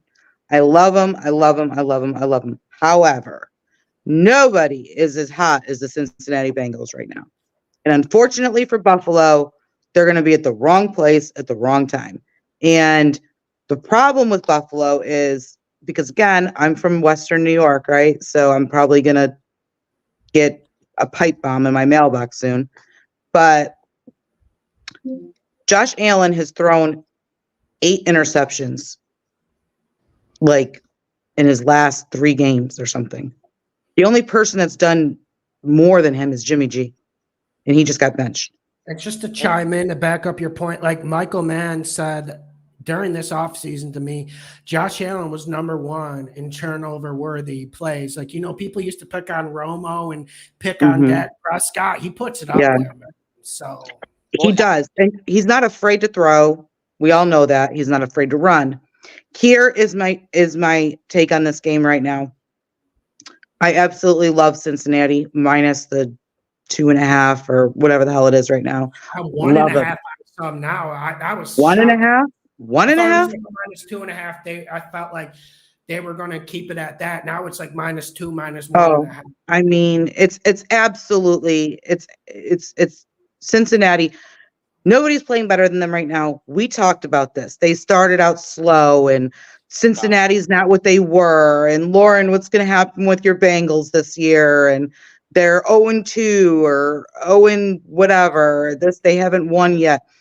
Joe Burrow in the beginning, if you watch when he had that calf issue, he wasn't scrambling around. He wasn't darting around. If you watched him the last 2 games, that kid is running circles. He ran circles around the 49ers. That's hard to do. Okay. So my favorite play of this, to be honest with you guys, here's a prop for you. Here's a prop for you right now. Right now it's plus 160. You can parlay Burrows and Allen, both of them over 1.5 touchdown passes for plus 160. Go parlay that bad boy. Love it. Both of them. Well, not like the Bills can run it, and you, right? Michael, man. We know they can't. No, I'm on the Bengals this time. That's why I have Bengals. Hey, we converted you. Orange Bengals this week. But no, Lawson, like going back to your point, I feel like ever since Josh Allen lost Brian Daboll, it's like he's more willing to put the ball in harm's way than he would before. And I don't know if that's play calling. I don't know if that's just, Daboll had a more disciplined in going through his reads or whatever. But ever since he left for New York, Allen has been throwing things up everywhere. So, well, and I'm looking up right now. I want to see what the betting percentage is like. And so, for instance, Bengals have 78% in the money, but yet they keep moving it down. We're in the minority on this Seahawks-Ravens one. Seahawks are at 40%, 60% of the money's on the Ravens. So I like it even more than. Yeah. I don't get it. And I just don't want people getting scared about it. I just mentioned that because people on our show talk about it a lot. So I get it. I absolutely love Cincinnati this week. I love everything about them, even 1.5, 2.5, anything along those lines. I think they are the hottest team right now. And it happens every year. We have this conversation. The three of us, all of the viewers, we have this conversation. The hate towards Lauren comes every year when Cincinnati gets hot. However, this year, it's a little bit different. They are a hot team. They start out slow, and then they just get better as the year goes on. We know this. They could beat anybody right now. So let's go to Germany. Why is Yeah, let's go to Germany. Why is this game in Germany? Like, why did the Germans get all the good games? They had I know. Bucks last year. Can't we give them like? They had the Bucks in Seattle last year. No, that was in London. No, that was Germany. Or yeah, Germany. That's what I meant. But yeah, they had Bucks and Seahawks last year, and now they get the game of the year with Dolphins Chiefs. And like that's what I think spoils it. But just wanted to get your opinion.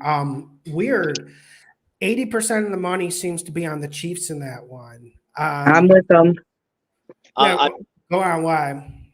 I'm not on this Miami nonsense. They cannot beat a team with a winning record. They can't show up against Philly. They can't show up against Buffalo. They can beat the shit out of Denver. Big damn deal. They can beat the shit out of somebody that's like, Chicago. I don't know, whoever the hell they've been playing. It's not impressive to me when they get to a team that's got a winning record or a team that's relevant. They lay an egg, and until they prove otherwise, I'm not on them. And if you're telling me that line's 1.5 now, and all Kansas City has to do is win the game, I'm all for it. And let's be honest, Miami is absolutely terrible against the tight end. Horrible against the tight end. And now you're coming up with the best tight end in the NFL right now. I'm not on Miami at all. Here's what I think you do if you're Miami's defense. You take Jalen Ramsey, who you just got back, and you put him on Travis Kelce on third downs and just leave it as is. Whatever happens, happens. But I'm on the Dolphins to win and cover. I'm not going to be scared to bet them because they didn't show up against two teams. Both of those again, the only two teams they played with a winning record. So it's 2 games. It happens. Yeah, and we can pick that out with a lot of teams who, but I get what you're saying. I'm more worried about the football reason Lauren said them not covering tight ends. But go on. No, they're horrible against the tight ends. Those games, the reason they lost both games is because the other team's weapons just destroyed them. Well, who else on the Chiefs besides Travis Kelce is really going to do anything? Yeah, it's a big issue, man. And also, is Andy Reid going to stick to pounding Pacheco up the middle? I mean, I just can't see that happen. If he does that, I would say, Chiefs win the game by like 10 points. They just run it and do the Eagles game plan, but I don't think they will. And you think this Dolphins team hasn't been hearing, for the last couple of weeks how they keep choking on the biggest stage? They're going to show up for this game. I hope, Mike. Because it's been really, really weird. Because, listen, Lauren's right. They've beaten up on some pretty bad teams. There's no doubt about it. But we know how this league is. There's no easy game. But the fact that they cover all those spreads, they spot Carolina 14 points. They still cover the spread. Yeah, that was fun. And they got to show up eventually. But I feel like that's where I'm at. They have to show up in this situation. But we'll see if they do. Yeah, I don't.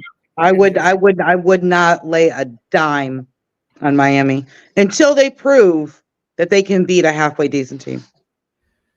Well, let's not forget the Chiefs literally couldn't score more than 10 points against Denver this past week. So Patrick Mahomes had the flu. I mean, let's be honest here. That's a divisional game.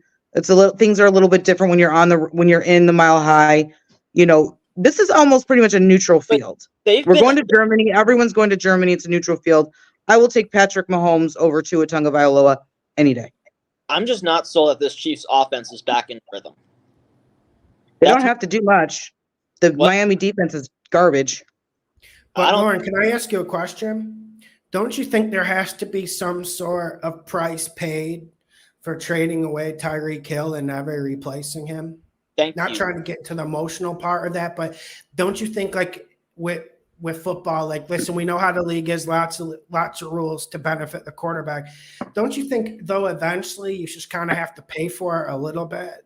And yeah, and I absolutely love Tyreek Hill's to go over his number this year or this week.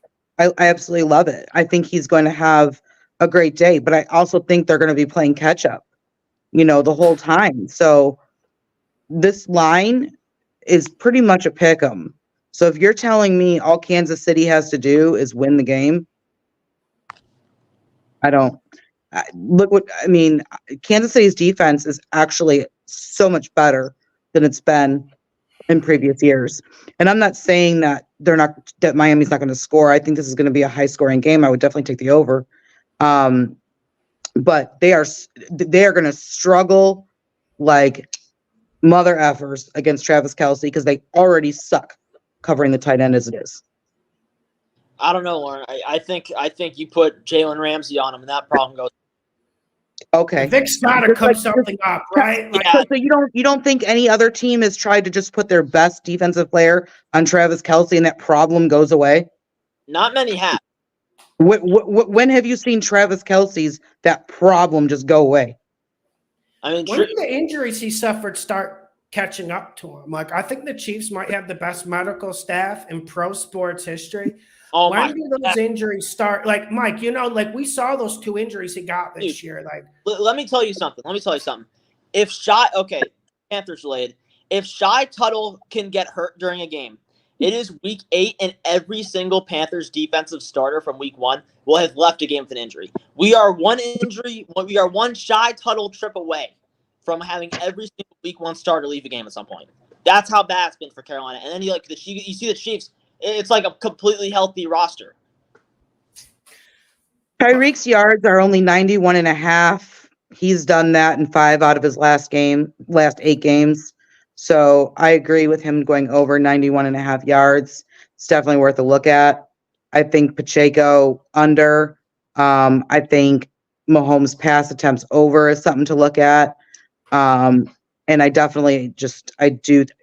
The thing about it is Patrick Mahomes is Patrick Mahomes. He's going to find somebody to throw to. Because here's the thing. Travis Kelce, like you can't cover him. He's on my fantasy team. He's putting up 30-something numbers every week. You don't think people aren't trying to figure that out?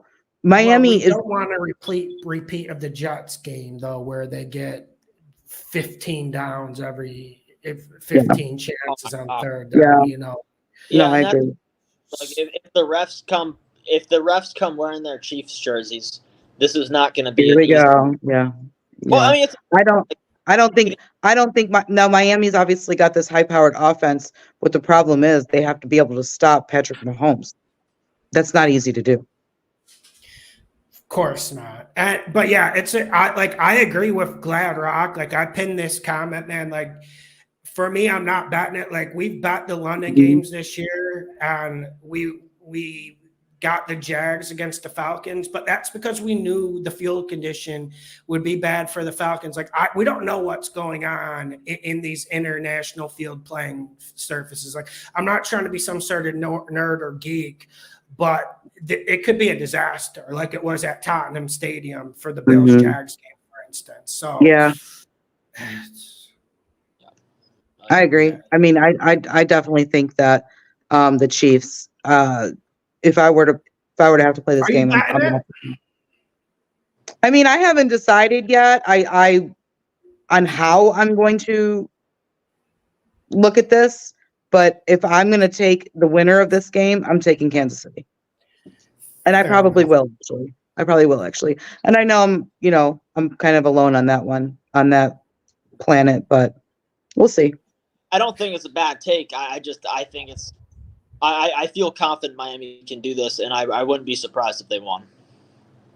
I don't think so. I will take Miami if they're playing Chicago. I'll take Miami if they're playing Carolina. I'll even take Miami if they're playing the Saints. I'll take Miami if they're playing the Raiders. I'll take Miami if they're playing the Giants. I'm not taking Miami against Kansas City. What if Bills come down to Miami? Who are you taking in my Miami Heat? That's going to be such an interesting game, dude. Think about that. I mean, the Bills already beat the pants off them once. We'll see what happens. I mean, that was in Buffalo, but this is a whole nother game. Those two usually split. So at home in Miami, they should beat the Bills. Lawson brings up a good point there. Like I've been to that Miami stadium, and at the time I was living in northern Florida. This is in December, by the way. I went down to Miami for a Panthers game, and it was so damn hot in that stadium, especially on the away side. I was frying for the entire game. It was horrible. I didn't even drink beer that game. I was so hot. So I can totally understand, like, if you're Miami or if you have to go up north to like Buffalo or Philadelphia, I can see how that temperature difference can definitely mess with you. Agreed. So let's talk about your Panthers.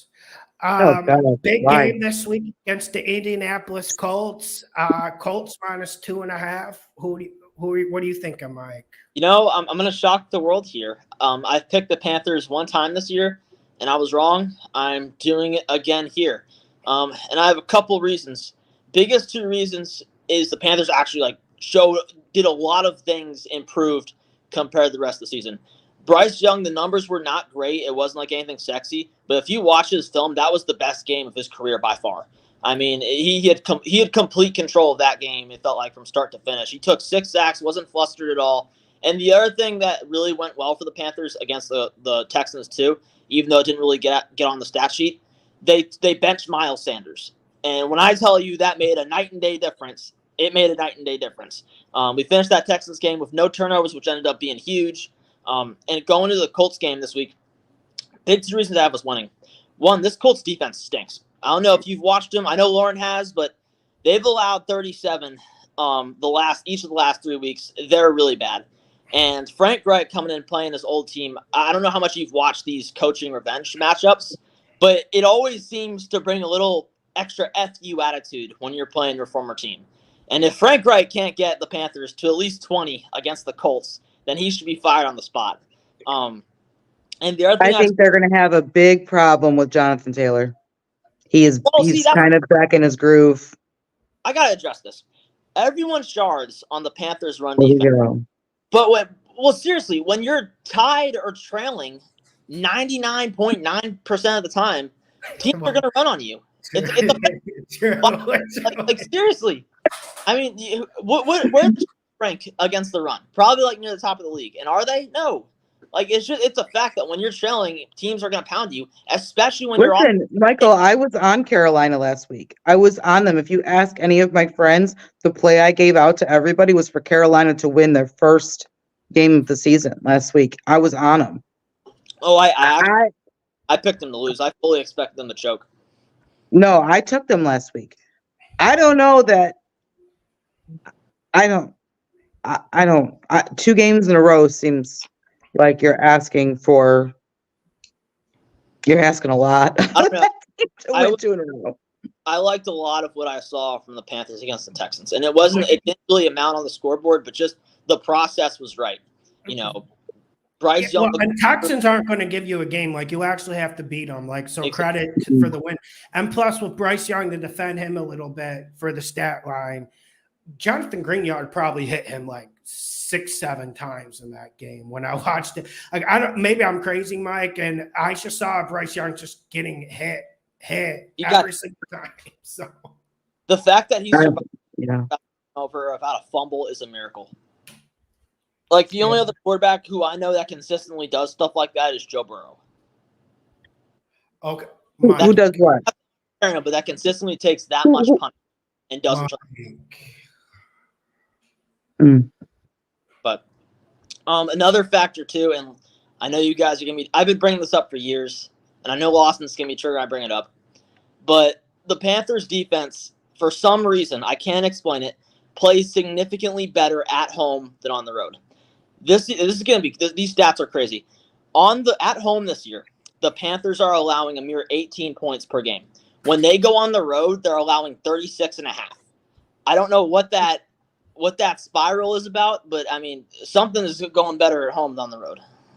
So that's my interesting. And but the thing that's interesting in this game for me is what Lauren said. Like you guys gotta stop the run because yeah. we know Steichen's got a good scheme, and with the Colts defense, I can't disagree with what you said, but I have been kind of puzzled and befuddled by the last 2 weeks for the Colts defense because before that they were pretty good. Maybe like losing Grover Stewart in the middle at defense tackle has just let out a domino spiral, but they really shouldn't be that bad. So maybe they bounce back, but Frank Reich revenge game was kind of funny, you say. I'll be honest, I think the Colts defense, and I don't like to call it not like this, I think they're mentally weak. You watch the amount of games where they've had a good quarter and then they get scored on, and it's like the floodgates just open and they get destroyed. Like, Lauren, weren't y'all losing by like 10 points last week? No, not 10. Y'all were losing at some point, though, right? Colts did have there was a time where I got nervous that we weren't going to cover. But then there was in the very beginning. I think Colts came out and scored first. Okay, yeah, and then that's another thing I like this week. Derek Carr over 1.5 passing touchdowns this week. He's going to torch Chicago through the air because is 8.5 too much for you?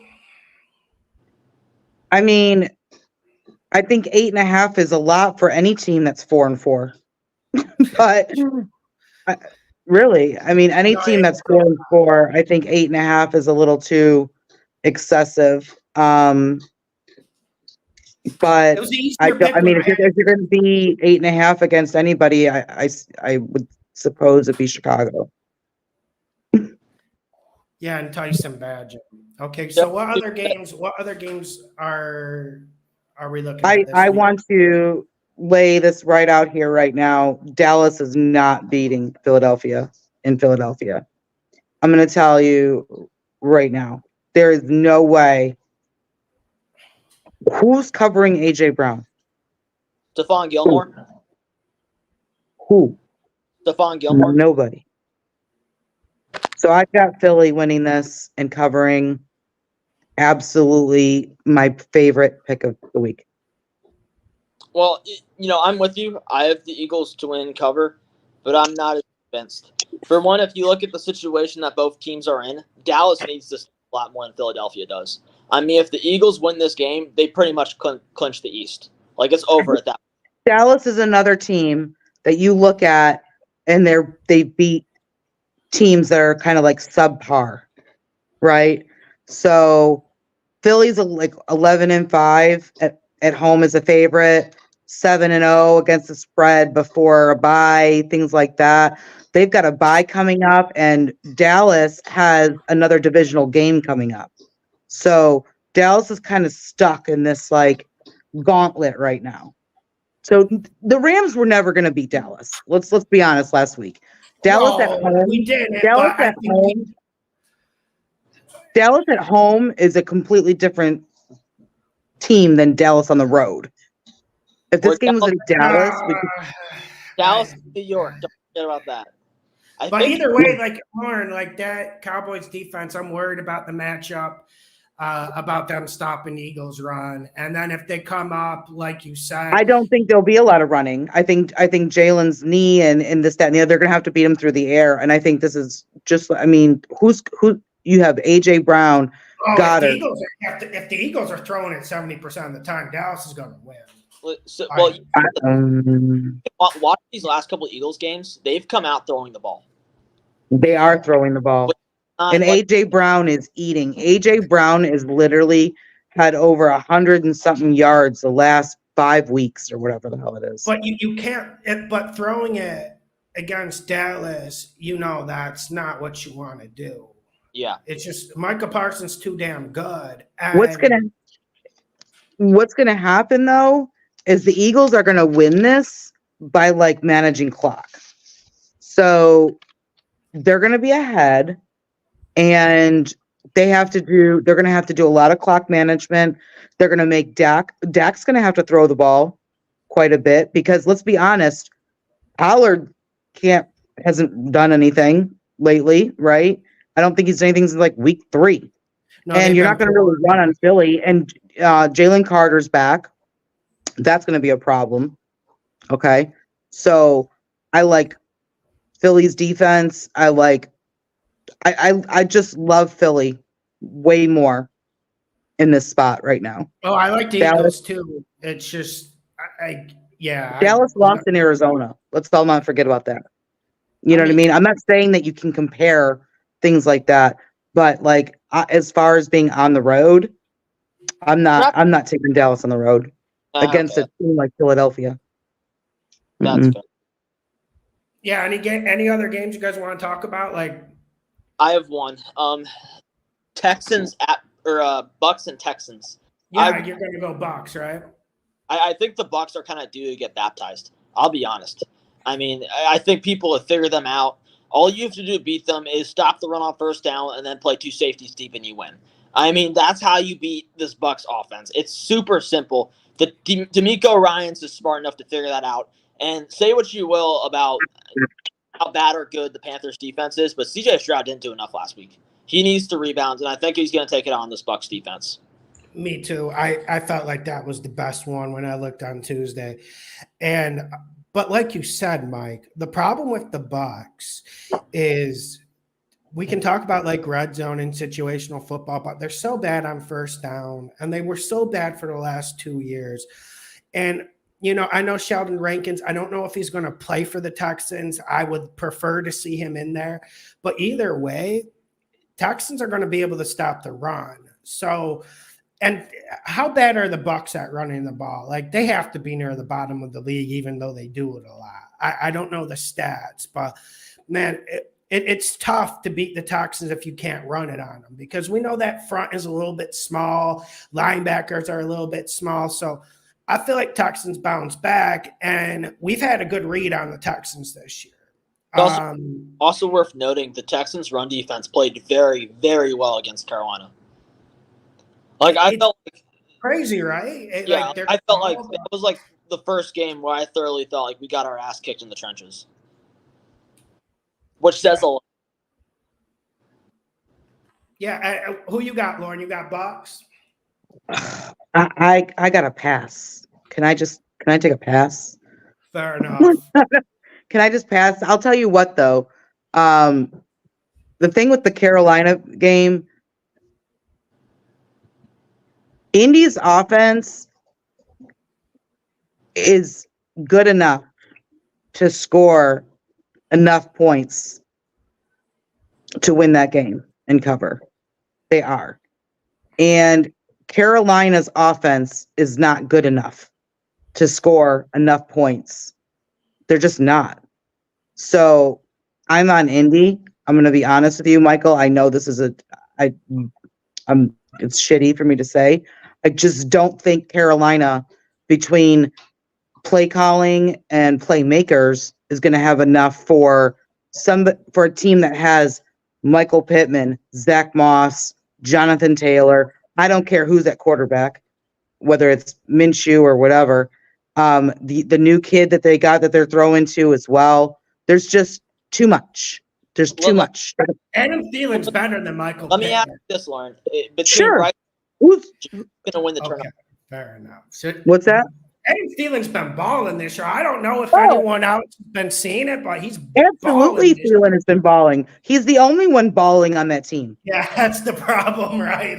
Who else is balling on that team? Single-handedly, pretty much. I mean, Jonathan Mingo is just like literally got life on him last week for the first time all year. Who else aside from Adam Thielen? Adam Thielen is the offense of Carolina single-handedly. Let me turn your attention away from that for a second. Who's going to win the turnover battle? You got picked between Bryce Young and Gardner Minshew to not commit a turnover. I'll be honest, I'm not impressed with Bryce Young. Then you didn't. This is his first year. Well, I mean, okay, but how many turnovers did Gardner Minshew have? Has he had in the last 3 weeks? What are we at, 6? 6 turnovers? 5 that I can. He's also been scoring points in the 20s and 30s. When has Carolina gotten over 17 or 12 for that matter? I mean, you're right, but like, I don't know. Like Lawson always says, turnovers lead to points. And I do think the change in play call has really helped us out. And there were points left on the board against Houston. I will say that. Yeah, you're right. I can't. The Panthers have a lot of points this year, but if you watch the last 2 games, even the last 3 games, like they've been trending up in that department. And I really believe Panthers are going to easily get over 23 this game. I can't back that.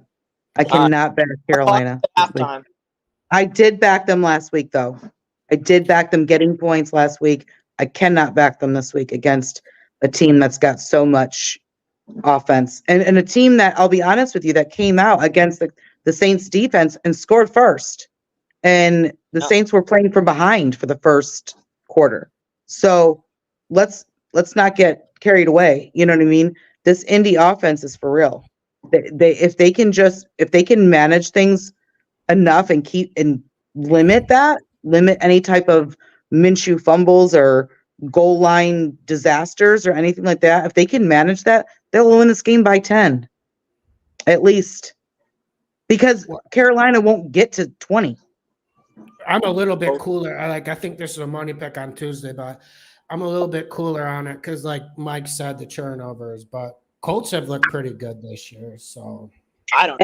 And I'm just telling you right now. Look. Oh, and then next week, Carolina's on primetime again for the second time this year on a Thursday night. So are they playing the Bears? Hell yeah, the Bears playing the Bears. So Carolina and the Bears is your Thursday night blockbuster hit next week. Okay, that game is gonna be such. So they've got a primetime game on deck that they're probably through the moon thrilled about because they have 2 primetime. I don't know how they managed that. Lauren, the same way the Giants did. The worst teams on earth are getting these primetime games. Oh, yeah, great. I would rather watch Panthers, Bears than watch another Giants game, Lauren. Well, nobody wants to watch the Giants on primetime anymore because it's absolutely it's literally AIDS to your eyes. Yeah, but at least I can get up for a Panthers-Bears game. Like Justin Fields coming back, get to watch Bryce Young. It's probably going to be a close game. Like at least we can somewhat get up to it. These Giants ones have just annihilated me this year. They've been horrible. And can we talk? And just for a minute before I got to get out of here because you guys know what I do on Friday night. But can we talk about this Chargers-Jets for a minute? You want to talk about an ugly primetime game? This is going to be disgusting. What on earth is everybody thinking about Zach Wilson and the Jets right now?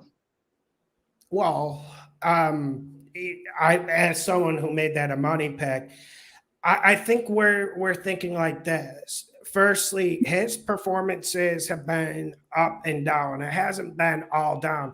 Secondly, yes, Zach Wilson is absolutely terrible. But when you got that hook, now at 3.5, it's very, very tempting. I don't know if I'm going to be able to pull the trigger on it, but with that hook, it is very, very tempting. And I do worry about this Chargers team, Lauren. I worry about the Chargers too. I don't. I'm very concerned about the Jets defense, obviously. I just don't know. Like, did you not see Austin Eckler back last week? That's going to be like, he's back. Austin Eckler is back. I'm not saying Chargers offense has been pretty poor though. Like I don't trust Brandon Staley to beat anyone by more than 3 points right now. Yeah, I don't like them laying points on the road really to anybody, and I can see your method to madness why you're taking the Jets. But I don't know, like you're calling it a money pick. Like I'm not calling it. I feel like the Jets could easily win this game. Like I don't feel like it's that much of a slam dunk. Now I could be wrong. I took the Jets and lost on a push last week, that's not a loss. Push is not a loss, Lauren. Well, listen, I would have been 8 for 8. I would have, if it weren't for the push, I would have been 8 for 8. I was 7 for 7. If you take that game out last week, if we didn't talk about that Jets Giants game last week, I mean that might have been the game of the year, easily. It was awful. It was absolutely awful, and it had to go into overtime, so we had to stomach it even longer. And for anybody, so there's somebody's was asking me about what I felt about the Rams and Green Bay. There has been no bigger disappointment this year than Green Bay. They're not utilizing Aaron Jones. Jordan Love is terrible. Their receivers between Watson and Dobbs and whatever. I don't know what's going on in that locker room, but it's like Aaron Rodgers starts to get healthy with this medicine he's doing, and then the Green Bay Packers start to plummet. So there's like some sort of bad everyone was plan trolling going. me week 1 for saying that about the Packers because they got a game against the Bears. But you're right, Packers are terrible. And one thing no one's talking about is what you mentioned. You can't use Aaron Jones because he's either always hurt or the offensive line can't block anyone. Mm-hmm. So, but no, and I don't care. Like, I know that the Rams might be without Stafford. I don't care if they are. Brett Ripien doesn't even have to do that much. You know, it's crazy. As crazy as it sounds, it actually might help the Rams if Stafford doesn't play, because as you all know, McVay gets very happy. McVay gets very pass happy, and I think to beat the Packers, you got to run the ball. I think that's your method to beat them, and Stafford being out would theoretically help them run the ball more. No, you're right. You're right. That's what I'm saying. Brett Ripien won't even have to do all that much. Yeah, like that's it won't be that hard to beat Green Bay. Like, yeah. This is not Aaron Rodgers Green Bay from 2015. You got in Lambeau Field where you can't win. This is not the case. This is Jordan Love, okay, with a banged up everything and an offense that literally is like deer in headlights every week. Deer in headlights every week. I don't get why no one's blaming Matt LaFleur. Like, yeah, I know. I know. A pass for this. We can blame whoever you want. Down, right? You know, no blame. So, I mean, fans are calling for Frank Reich's head to this day, like as we speak, for some of the stuff he's pulled. And Matt LaFleur is just, sitting on his couch drinking coffee off the hook right now.